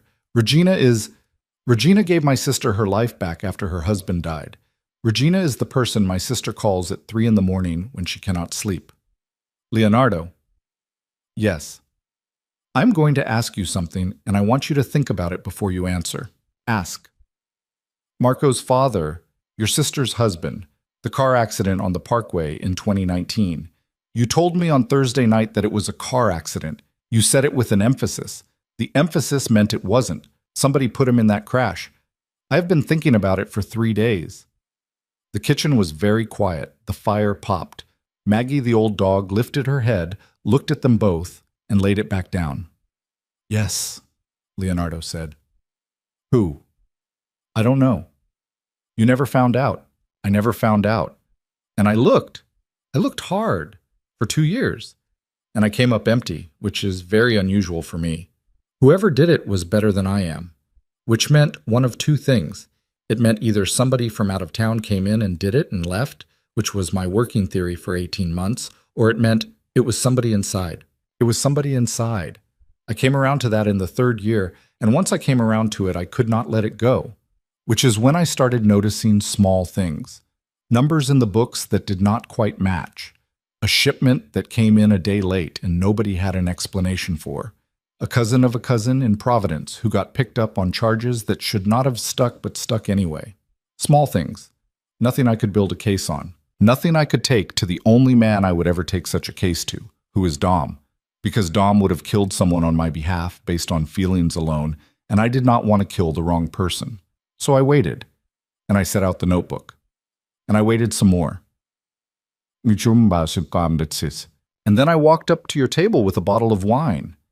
And then you walked up to my table with a bottle of wine. She thought about Marco Venturi. She thought about a little boy having his shoelaces tied at his father's funeral by a big man named Dom. She thought about a man in a car on a parkway, and the last thing he saw, and the question of whether Marco Venturi had been on the inside of his own father's death, or whether Marco Venturi had no idea at all, or whether Marco Venturi was somewhere in between, which was maybe the saddest possibility of the three. Leonardo. Yes, if Marco knew, if he's been working with whichever of them it is for years, if he was part of the thing that killed his own father, I have thought about it. Have you? I have thought about nothing else since last night. I have sat up with it. I am sitting with it now. I do not have an answer for you, Miss Vale. I hope he did not know. I would like very much to believe that whichever of them it is, Sal or Regina, pulled my nephew in slowly, kept him in the dark about his father, used him as a runner because the boy had the alarm code and a grudge he did not know the real size of.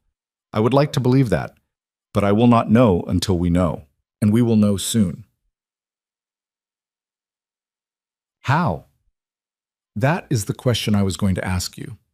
You were going to ask me how. I was going to ask you how. Scarlett sat back in her chair. She looked at the fire. She looked at the old dog. She looked at the small tear at the cuff of Leonardo Crane's flannel shirt. She thought. The notebook, she said. What about it? You told 3 people last night that the notebook was moving to a bank on Monday morning. One of those 3 went into this house with Marco at 9:14, took pictures of the notebook, left, and told Marco to send the abort text because by the time they had the notebook photographed, they had also realized that the notebook was theater. They had realized it was a setup. That's what the text meant. He knows. You know they were looking. You know they read the notebook. The abort wasn't about the diner. The abort was about whatever operation they were running to take you down. The abort meant stop trusting what the notebook says. He's feeding us fakes, back out of the plan we built around it. Yes. So right now this afternoon, whichever of the 2 of them, Sal or Regina, is your betrayer, that person is scared. They are more scared than they have been in this entire 2-year thing, because they just realized that you have been running a play on them, and they don't know how long you have been running it, and they don't know what else is theater. They are sitting somewhere right now, this very minute, trying to figure out whether you know about them specifically, or whether you just know there is a leak in the organization and have been flushing it generally. If it's the first, they have to run. If it's the second, they can stay and pretend and hope. They're trying to figure out which one it is, and the only way they can figure out which one it is if they contact their handler. Yes, their handler, the one who sent the text, which means there is going to be a phone call or a meeting or a dead drop between now and tomorrow morning. There has to be. Because the handler and the operator have to decide together whether the operation is burned or whether it can be saved. And if we can see that phone call or that meeting or that dead drop, we know who the handler is, and we know who the operator is, and we know both of them at the same time. Miss Vale. Yes. You are describing surveillance. I'm describing surveillance of 2 specific people for a window of less than 24 hours, with only Dom and myself and you. Yes. Which is not possible. Which is not possible with just the 3 of us. So what are you proposing? Scarlett looked at him across the scarred wooden table. I'm proposing that you have to give up 2 of the 6. Not to us, to somebody else. You have to tell 2 people who you trust absolutely, not the 6, 2 different people, 2 of Dom's guys, to sit on Sal and Regina for the next 24 hours. You pay them well. You tell them nothing about why. You tell them it is a protection detail. You tell them Sal and Regina are being followed by people who might try to hurt them, and your people are the ones watching for those people. So when Sal or Regina goes to make the call or the meeting or the drop, Dom's guys follow along without Sal or Regina ever knowing they are being followed by us. They think they are being followed by the enemy, so they don't try to shake the tail. They lead us right to the handler, and we have them both. Leonardo Crane set down his spoon. He looked at her for a long time. Then he laughed. It was a short laugh, not a happy one. A laugh of a man recognizing something. Miss Vale. Yes. Your father would be, I think, extremely proud and extremely unhappy. Both at once, yes. He raised you, didn't he? He raised me. It shows. He got up. He went to the old phone hanging on the kitchen wall, which was a rotary phone, an actual rotary phone, the kind that you had to dial with your finger in the holes. He did not pick it up. He looked at it for a long moment. Then he turned back to her. There is one thing wrong with your plan. Tell me. Polly Deems. Polly. Polly is one of the 6. You cleared Father Aldesoro from the list. You did not clear Polly. I think you were about to, but you have not said it, and I am not going to let you forget about him. Polly served 11 years in federal prison. Polly came out of that prison without his teeth, and without his wife, and without his son. Polly hates this life. Polly has told me twice in the last year that he hates this life. Polly has more reason than anyone in the organization to want to hand me to the federal government, and Polly has been quiet for a very long time. And quiet men in our business are either loyal or they are waiting. Scarlett thought about Polly Deems standing in the corner at the auction with the beer bottle and the 12-year-old suit. She thought about him at the table during the speeches, with his hands folded in his lap and his lips not moving, but his shoulders set, praying. He was praying last night. Polly prays. Polly has prayed every day of his life. His mother was from Palermo and she raised him to pray. That is not evidence. I know, I'm thinking out loud. Think more, she thought. She thought about the way Polly had looked at the tray of champagne flutes and then looked away, with shame on his face. She thought about the small salute with the beer bottle. She thought about how he had not, all night, gone anywhere near Marco Venturi. She thought about the fact that a man who was running an operation with Marco would have, at some point in a 3-hour cocktail hour and dinner, at least nodded at him from across a room. Polly had not. Polly had not looked at Marco once, either because he was disciplined or because he had no reason to. Leonardo. Yes. Polly didn't look at Marco last night, not once. I watched. You watched for Polly looking at Marco. I watched for everyone looking at everyone. That is what you pay me for. He smiled, the small, tight smile that was, on him, the equivalent of another man laughing out loud. Yes, that is what I pay you for. Polly is not the one. He was sad last night, and he was praying, and I think maybe he is the kind of man who is quietly not very well, but he is not running an operation against you with your nephew. He hasn't got the stomach for it anymore. Prison took it out of him. That was what I saw on his face. It wasn't guilt, it was tiredness. I would stake a lot on it. Miss Vale. Yes. If you are wrong about Polly, and it is him, we are going to have a problem. I know. But you are not wrong, no? All right. Polly is out. Aldesordo is out. Danny is not it. Why? But they... Because Danny is not smart enough to run this for 2 years without being noticed. Danny is a knife. He is not a handler. He is not an operator. He is somebody's tool. And whoever's tool he is, he would have told them by now, by accident, who he was working for. Somebody would have heard. Somebody would have noticed. Danny's hands are on too many things to be running something this tight. Sal or Regina. Sal or Regina. And Marco is the runner. Yes. Then, Leonardo Crane said, and he took his reading glasses off his forehead and set them carefully on the kitchen table and rubbed the bridge of his nose with 2 fingers. We are going to run your play. I will put Tony Salcedo on Sal. I will put Vince Morrow on Regina. Both of them are loyal to Dom, not to me, which is a distinction that matters in this particular case. I will tell them it is a protection detail, the way you said. I will tell them what to look for. I will tell them nothing about the notebook or the auction or why I care. They will not ask. And Marco. Marco I will handle myself. Marco is coming to dinner here tomorrow night. I invited him this morning. He does not know that I know. He thinks he is coming to dinner with his uncle. He will come. He will sit at this table. He will eat whatever I feed him. And I will decide, Miss Vale, somewhere during that dinner, what kind of man my sister's son turned out to be. Leonardo. Yes. Don't decide that tomorrow night, please. Let him say what he says. Let him eat. Let him leave. Let us find out first who is steering him. You don't want to look at Marco and decide about Marco before you know whether Marco is Regina's puppet, or Sal's puppet, or the federal government's puppet, or his own man. You will hate yourself if you decide too soon. You told me on Thursday you were not a clean man, but you had tried to run a dirty business cleanly. This is one of the clean things. Let him speak. Let him leave. Let the surveillance do its job, and then decide. Leonardo Crane looked at her for a long moment. Miss Vale. Yes. Why do you care what I hate myself for? She had not expected the question. It caught her wrong. She opened her mouth and closed it. The fire popped. The old dog sighed. I don't know, she said, which was a lie, and both of them in the kitchen knew it was a lie. I just don't want you to do a thing you can't take back while we still have time to be smarter than the thing. He looked at her for one more long beat. Then he nodded, small and slow. All right, he said. We do it your way. Tomorrow night Marco eats. We watch. We wait. We see who reaches for whom. He walked her to the front door. The October afternoon had gone gray and cold, and the gray cat was gone from the porch railing, which Scarlett took, absurdly, as a small bad omen. Dom was outside by the car, standing with his hands in his pockets, not smoking this time.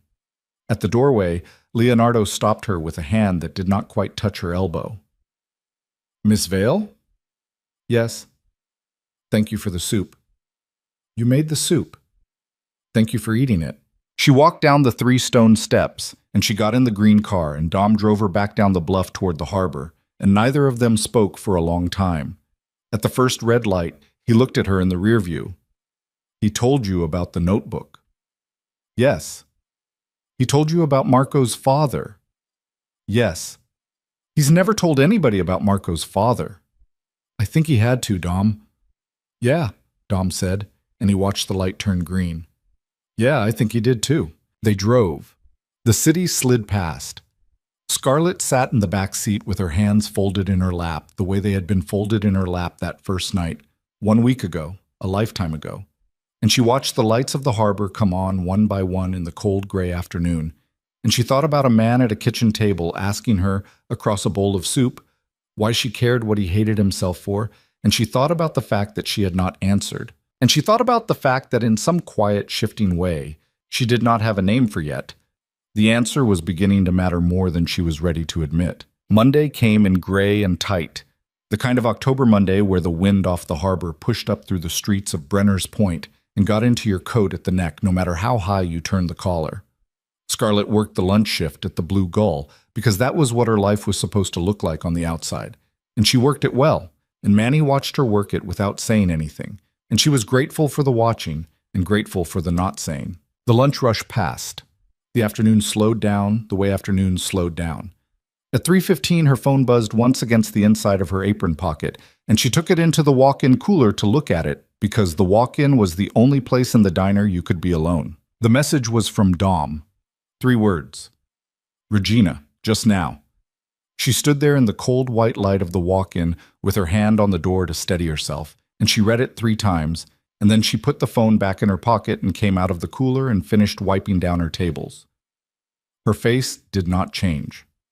That was one of the things she was finding out about herself this week, that her face, when she needed it to, did not change. It was Regina. She had understood it somewhere in herself on Sunday night, lying in bed, and now the understanding had a confirmation attached to it, and she did not feel triumph, only a small, tired grief she had not expected. Regina Halliday was the most competent human being Leonardo Crane had ever employed. Regina had given his sister her life back after her husband died. Regina was the person Anna called at 3 in the morning when she could not sleep. Regina, it turned out, was also the person who for 2 years had been building a federal case against the man who paid her and who had used as her instrument the dead man's son. Scarlett clocked out at 4. She did not go home. She got into the back of the green car where Dom was waiting half a block down Sibley, and she said, "Tell me."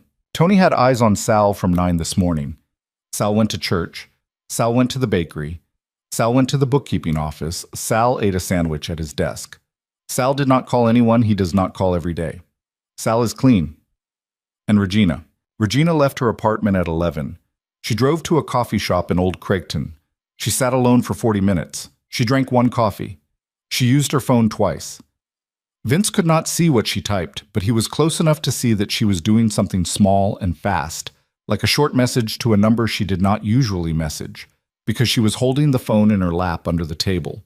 In that way, people hold phones when they are texting somebody they should not be texting. Then at 12:05, a woman sat down at her table. Mid-30s. Brown hair, short, business coat, plain. The woman had a coffee already in her hand when she sat down, which meant she had been in the shop before Regina got there, watching. They talked for 16 minutes. Vince could not hear them. At the end of the 16 minutes, the woman got up and walked out, and Regina sat there for another 10 minutes by herself before she left. Vince followed the woman. The woman walked 2 blocks east and got into a dark blue sedan. Vince got the plate. And? The plate is registered to a federal motor pool. The plate is a Fed plate, miss. Regina Halliday met a federal agent at a coffee shop this afternoon. Scarlett let out a long, slow breath she had not known she had been holding. Okay? The boss knows. He's asked you to come up to the house at 6. Marco is still coming to dinner at 7. The boss wants a half hour with you before Marco gets there. Dom. Yeah. Is he going to be okay? Dom did not answer for a moment. He watched the road. I don't know, miss. He's been in that kitchen since I called him. He hasn't eaten. He hasn't made a call. He's sitting at the table in that flannel shirt, and he's looking at his hands.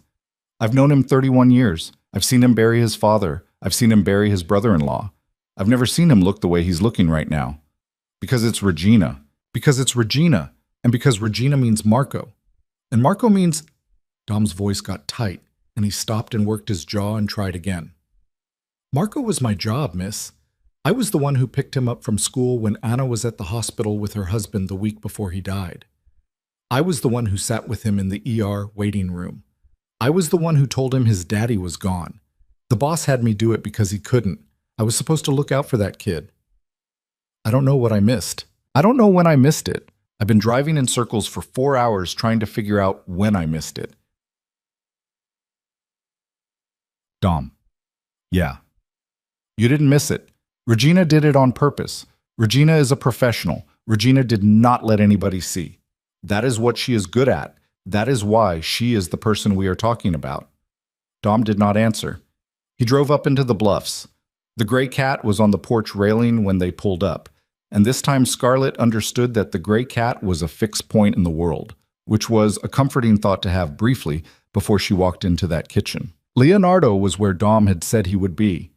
At the kitchen table, in the same flannel shirt with the tear at the cuff, reading glasses folded on the wood in front of him, hands laid flat on the table on either side of the glasses, as if he were pressing the wood down to keep it from floating away.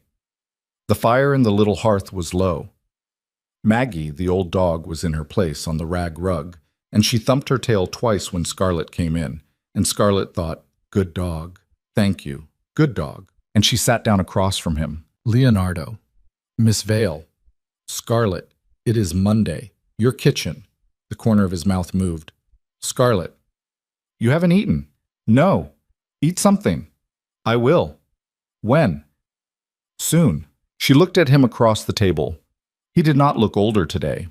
That was the surprise. On Sunday, when he had first told her about the notebook, he had looked like a man who had aged 2 years. Today, he did not look older. He looked peeled. He looked like a man who had been carrying a particular weight for a long time and had set the weight down for one afternoon and was sitting with the strange light feeling of having set it down and was trying to figure out what kind of man he was. Without it. "Scarlett." "Yes." "I have known Regina for 11 years. "I know. I trained her myself." "I know. She is the best person I have ever worked with in my entire professional life. She is smarter than I am by a meaningful margin. I have known this for a long time. I have been fine with it because I thought she was mine.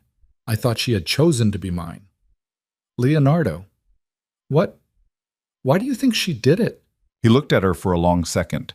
He seemed to be turning the question over, weighing it, looking at the underside of it. "I have been sitting here for 4 hours asking myself that question. I have 3 theories.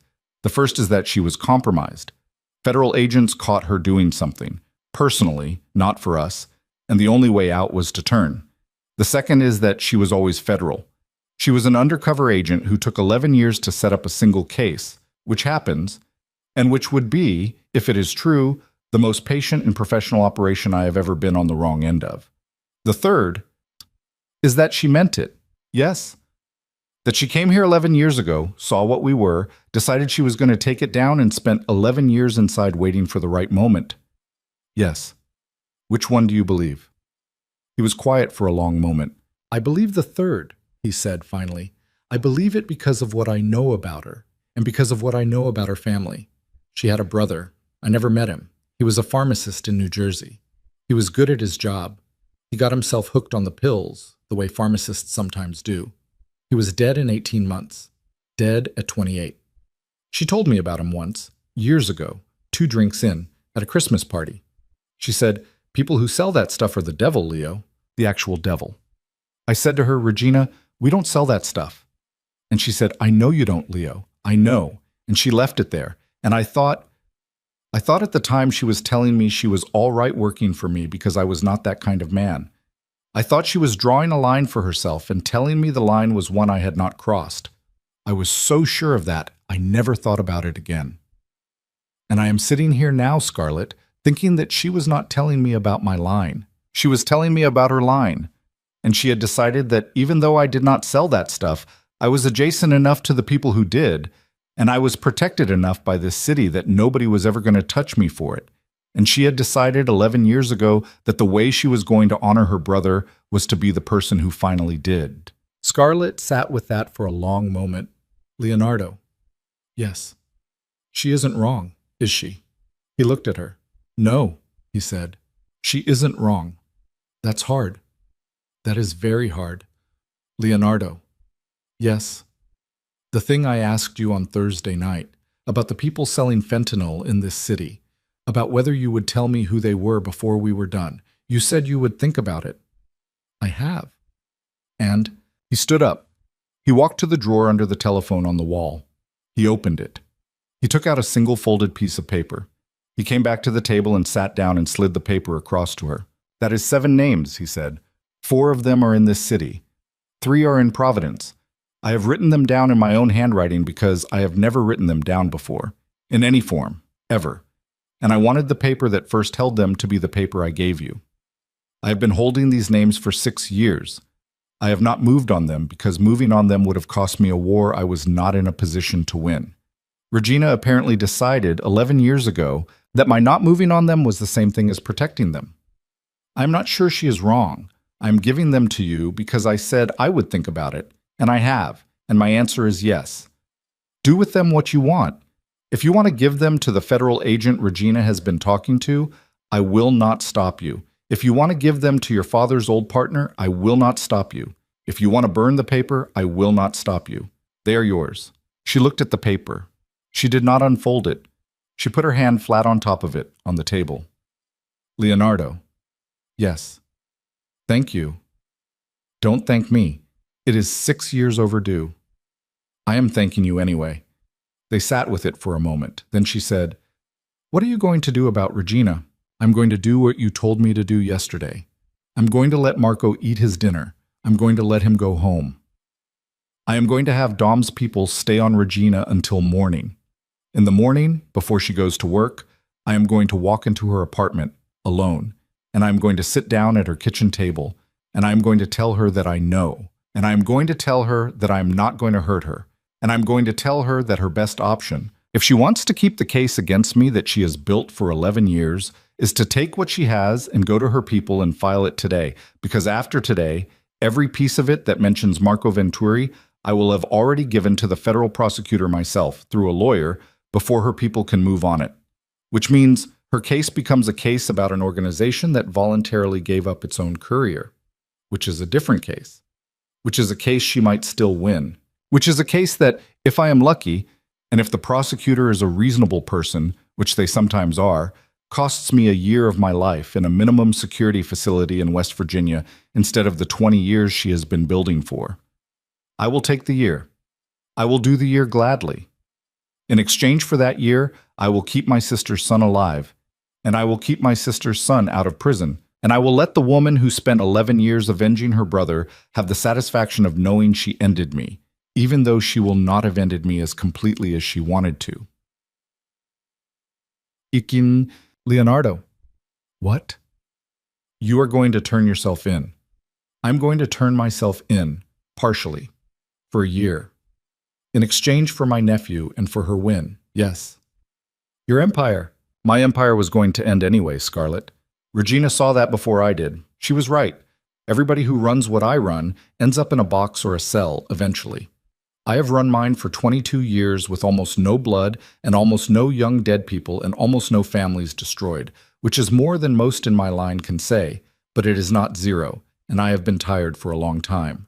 I'm not going to pretend to you that I am a good man because I am willing to take a year. I am taking the year because the alternative is my sister burying her son, and I'm not going to do that to her twice in one lifetime.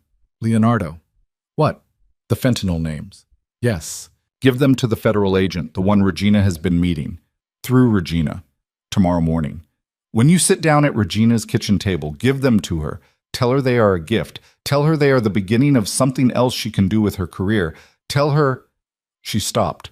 Her voice had gotten unsteady. She swallowed and tried again.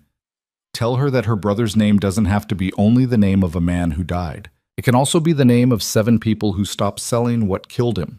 Because of her. Because she spent 11 years inside a dirty room waiting for the right moment. Not the moment to take you down. The moment to take them down. You give her those names. You give her the year. You give her all of it. You don't hold anything back. And you tell her it is not a deal. You tell her it is thanks. Leonardo Crane looked at her across the kitchen table with the slate-colored eyes that had 1 week ago weighed her for the first time across a diner floor. They were the same eyes. They were also, she understood, not the same eyes at all. Scarlett. Yes. You are going to be a problem for somebody someday. You said that already. I am revising it. You are going to be a problem for a lot of people. For a lot of years. You are a certain kind of dangerous Miss Vale that I have not met before, and I have met many kinds. Is that a compliment? It is the most serious one I know how to give. Marco Venturi arrived at 7:04. He was dressed in a dark gray sweater and jeans, and he had brought a bottle of wine. And he hugged his uncle at the door the way a man hugs the uncle who raised him. And Leonardo hugged him back the same way. And Scarlett, watching from the hallway, thought, he does not know. He does not know what his uncle knows. He thinks he is here for dinner. And then, a second behind that thought, the worse one. He does not know that his father did not die in an accident either. He has not been told. He has been used without being told. Dinner was roast chicken and potatoes and green beans and more of Sunday's bread. Leonardo had, in the hour since Scarlett and he had talked, gotten up and made dinner, the way a man makes dinner when he has decided a thing and wants to be busy with his hands. Marco ate. He talked. He told a funny story about a judge they both knew. He asked about Maggie the dog.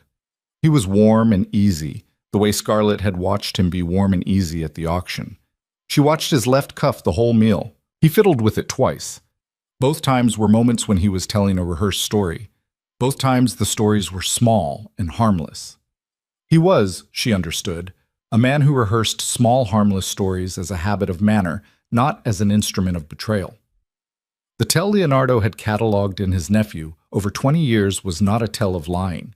It was a tell of a young man who had been trained by a woman who was not his mother to perform. When the pie came out, an apple pie Leonardo had taken from the freezer and warmed, one of the 3 things he cooked, Leonardo set down his fork and said quietly, "Marco." "Yeah, Uncle Leo. I want to tell you something. I want you to listen all the way through before you say anything." Marco's face did a small confused thing. "Okay." "Your father did not die in a car accident." The kitchen went very still. The fire popped. Maggie, the old dog, lifted her head. Marco put his fork down. His face did a thing Scarlett would think about for a long time afterward. It went through 3 stages in about 2 seconds. The first stage was a kind of reflexive disbelief, the "what are you saying" flicker. The second stage was something more complicated, something that looked almost like recognition, as if a small dark thought he had carried for 5 years without letting himself finish it had suddenly been finished for him by somebody else. The third stage was nothing. His face went blank. "Uncle Leo, your father was killed, Marco. I don't know by whom. I have looked for 5 years and I have not found out. But someone in my business killed him because they wanted something he had and he wouldn't give it to them. I have kept that from you because I did not want you to live inside it. Your mother does not know, and I am not going to tell her. You are going to decide in the next 10 seconds whether I was right to keep it from you or wrong to keep it from you, and you are going to say which out loud. And then we are going to keep going with what I have to tell you. Go." Marco looked at his plate. He looked at his uncle. He looked for 1/2 second at Scarlett. And Scarlett, who had not been formally introduced to him, and who was, as far as Marco knew, a waitress his uncle had asked to help in the kitchen, understood that he had clocked her as something other than a waitress and was filing it for later. Then he looked back at his uncle. "I think I knew," Marco said. His voice was not quite his voice. "I think I always knew. A little." "Yes, you were right to wait." "Thank you. Are you going to tell me the rest?"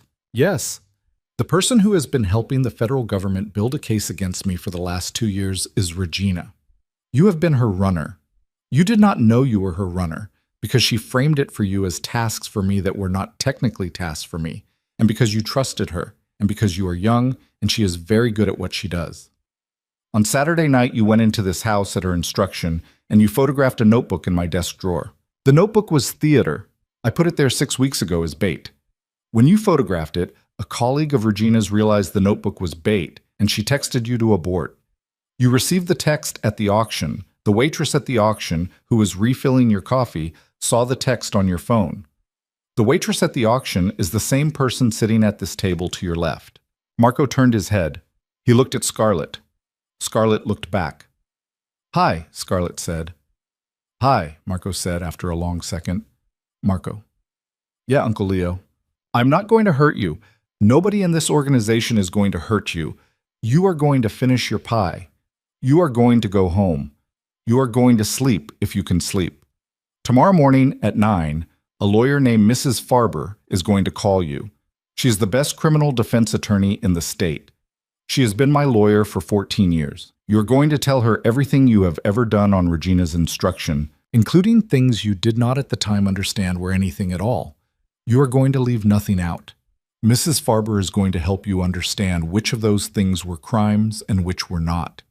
She is going to prepare you to give a truthful statement to the federal prosecutor under an agreement of immunity which I will arrange for you before the statement is given. You are going to give that statement.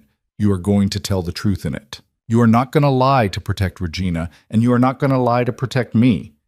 You are going to be, for one morning in your life, a man who does not perform. That is the deal. In return, you do not go to prison, and your mother does not bury her son. Are you listening to me? I am listening to you. Say back to me what I just told you. Marco said it back. He said it in the flat, stunned voice of a man repeating the terms of the rest of his life. When he got to the end, he stopped. Then he said, very quietly, Uncle Leo. Yes. Are you going to prison?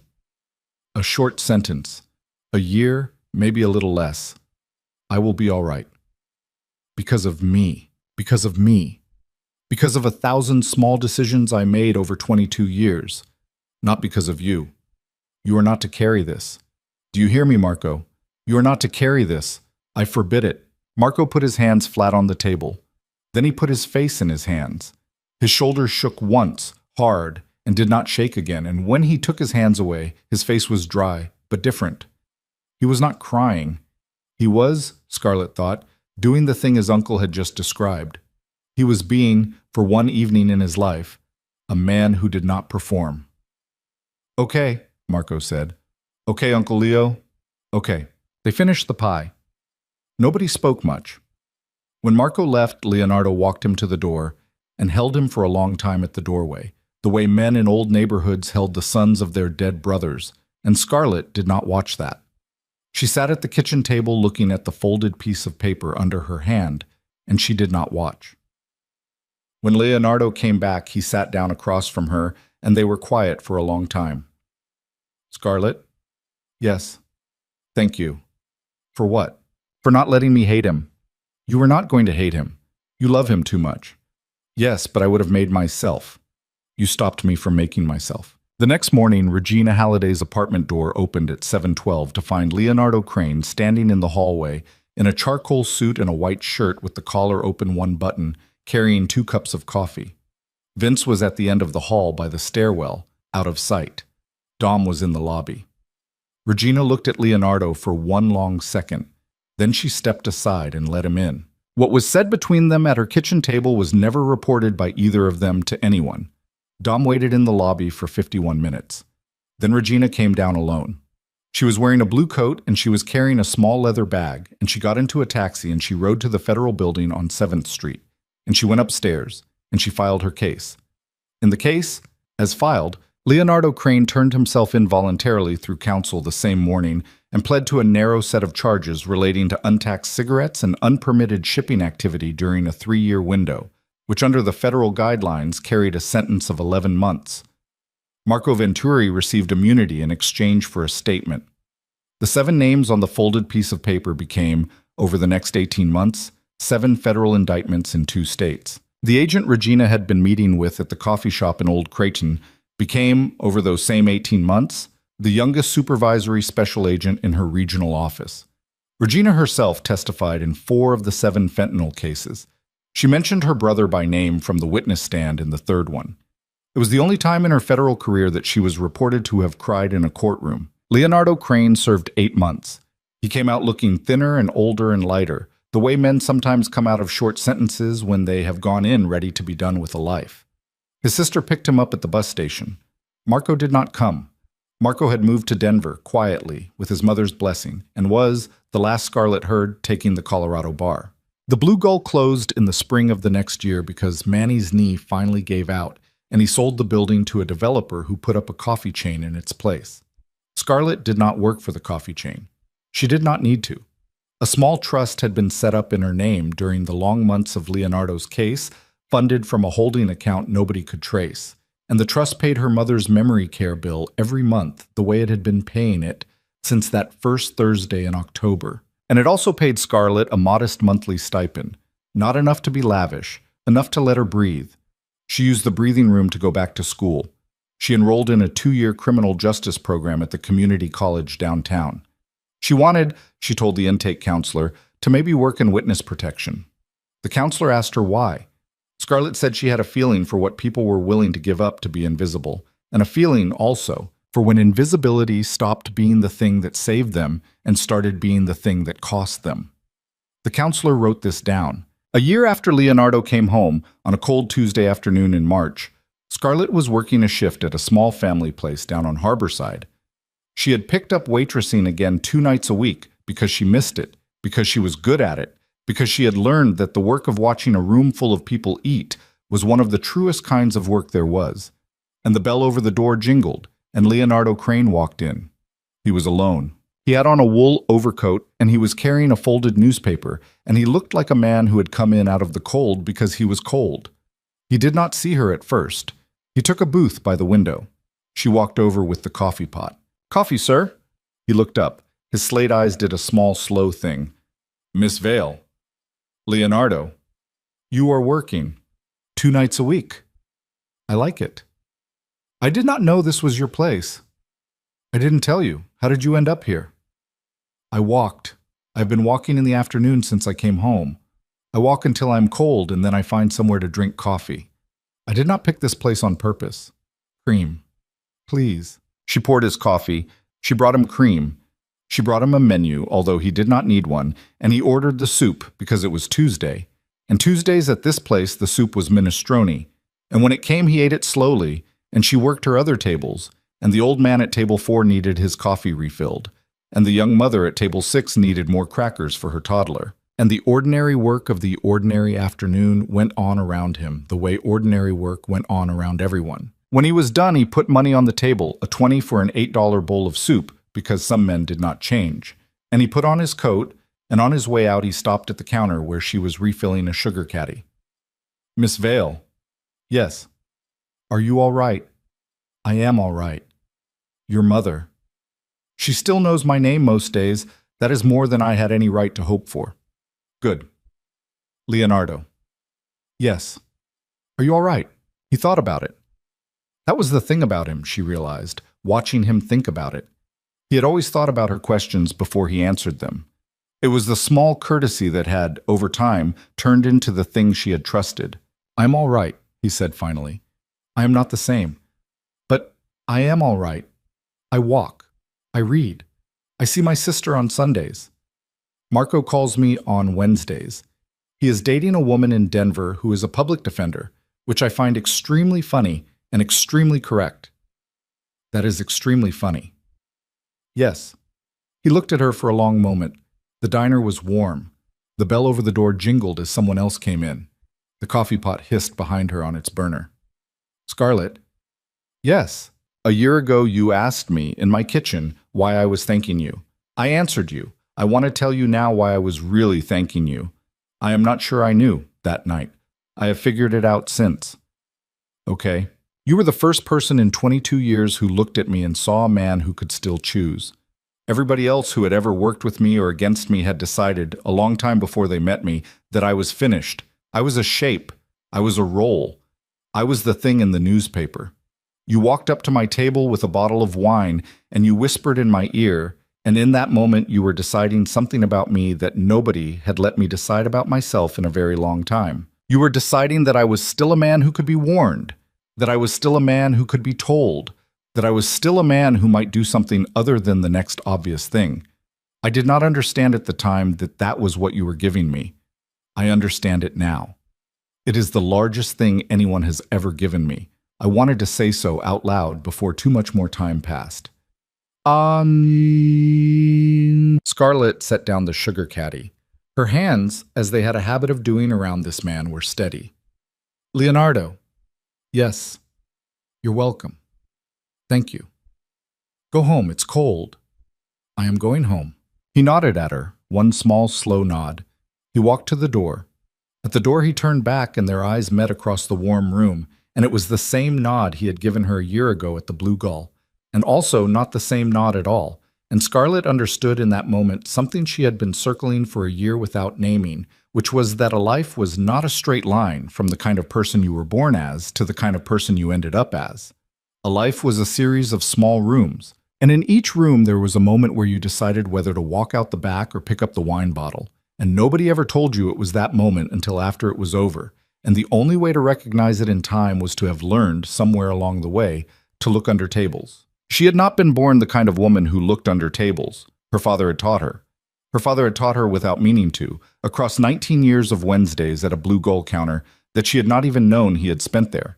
And she had not understood what he had taught her until a dime-sized disc under a pedestal on a rainy October night had asked her, without words, whether she was going to use it.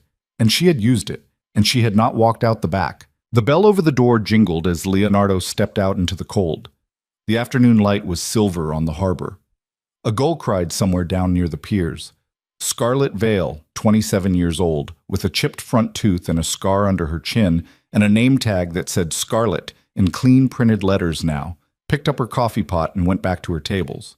And Bert from the old Blue Gull, who had followed her to the new place out of loyalty, waved his empty cup at her from table 4, and she smiled at him the way she smiled at him every day, and she thought, there are worse lives. There are a great many worse lives than this one. And she meant it. And that, in the end, was the thing she had learned that nobody had ever told her to expect, that courage was not the loud, brave choice in the loud, brave moment.